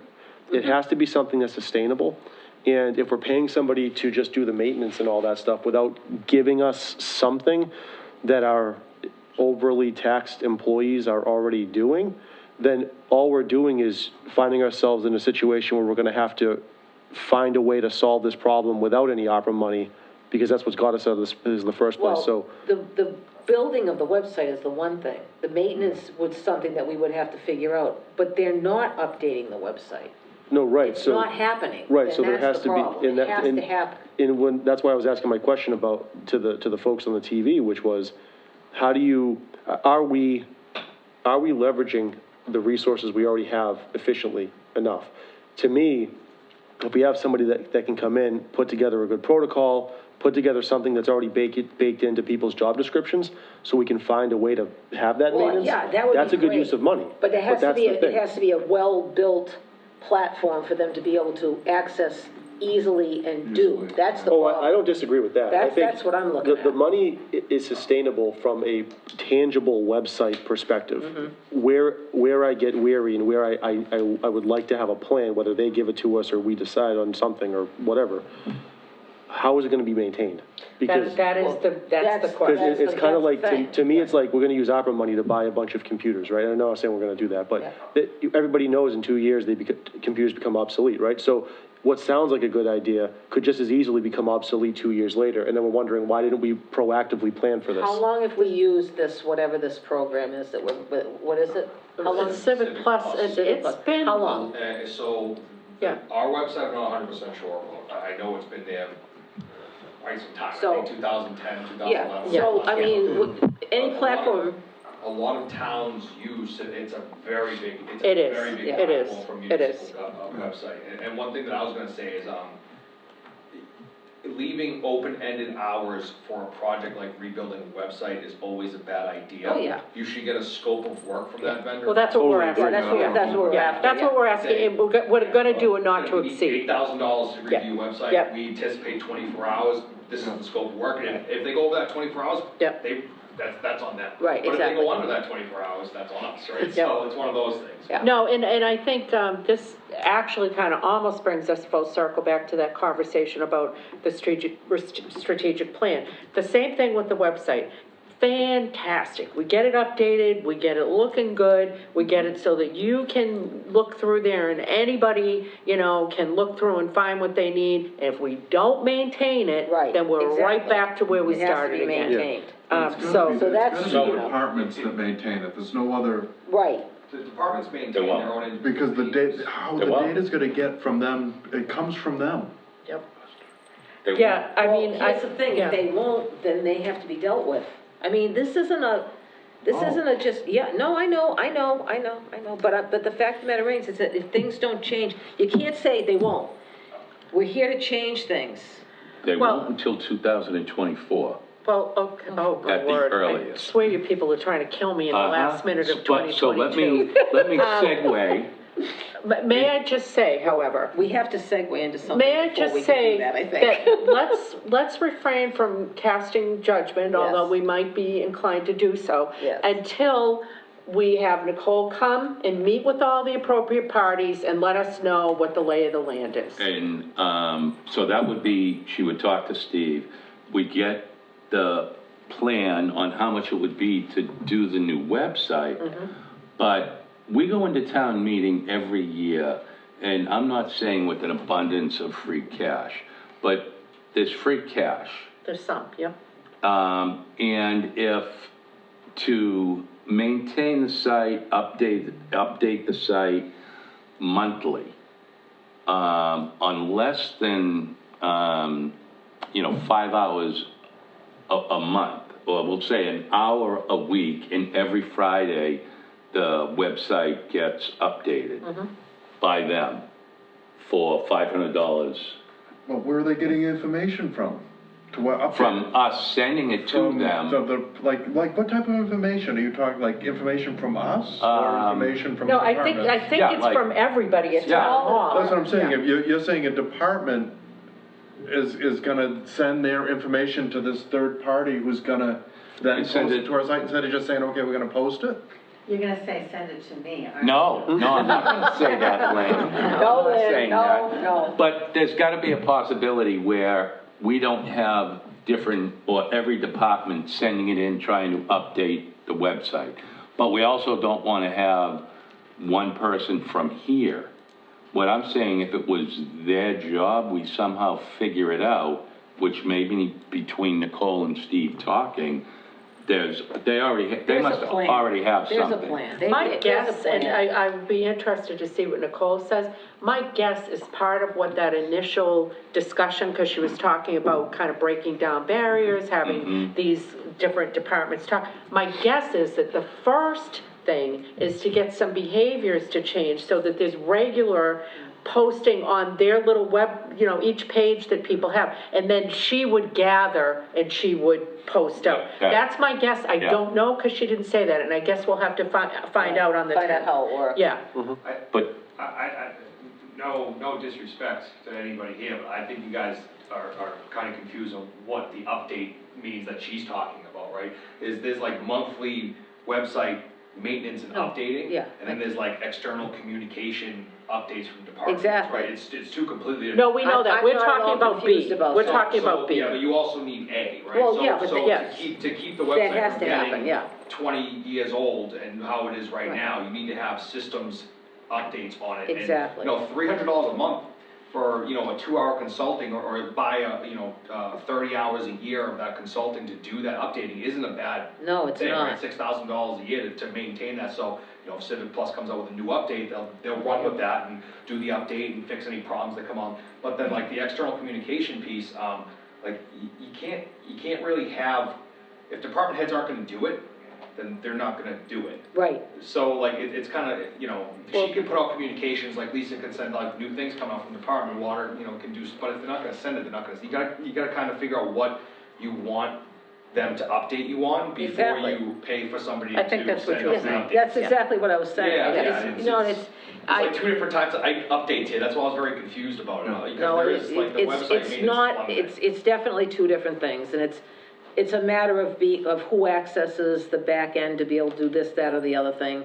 It's roles, administrator roles, user roles, blah, blah, blah. I kind of know a little bit about it, but I'm not a webmaster. Yeah, well, I mean, and Not a and webmaster. I don't know about Steve's background, but I'm in IT, I do essentially Mm-hmm. the same position that he does, and not everybody who's an IT director knows how to manage websites. Exactly. So it's two different things, developing. Well, I see websites, him running around putting out fires all over the place. That's what he Building does. website on top of it Yeah, is. He has Exactly. said he could do it if he had the time to do it. Yeah. And so I'm just gonna take it at its face value. I mean, if he Yeah. has that skill, that's Right. Yeah. Okay, anything further on that? Okay. Then we will move on to the liquor licenses, because we don't want to leave anybody potentially hanging in the balance without liquor at their event. So we've got Need some their liquor booze. licenses printed in the agenda, and I will entertain a motion to approve those. So moved. Seconded. Any further discussion? Okay, all in favor? Aye. Okay, great. And with that, we are going to adjourn to executive session, and we will not be coming out in open session.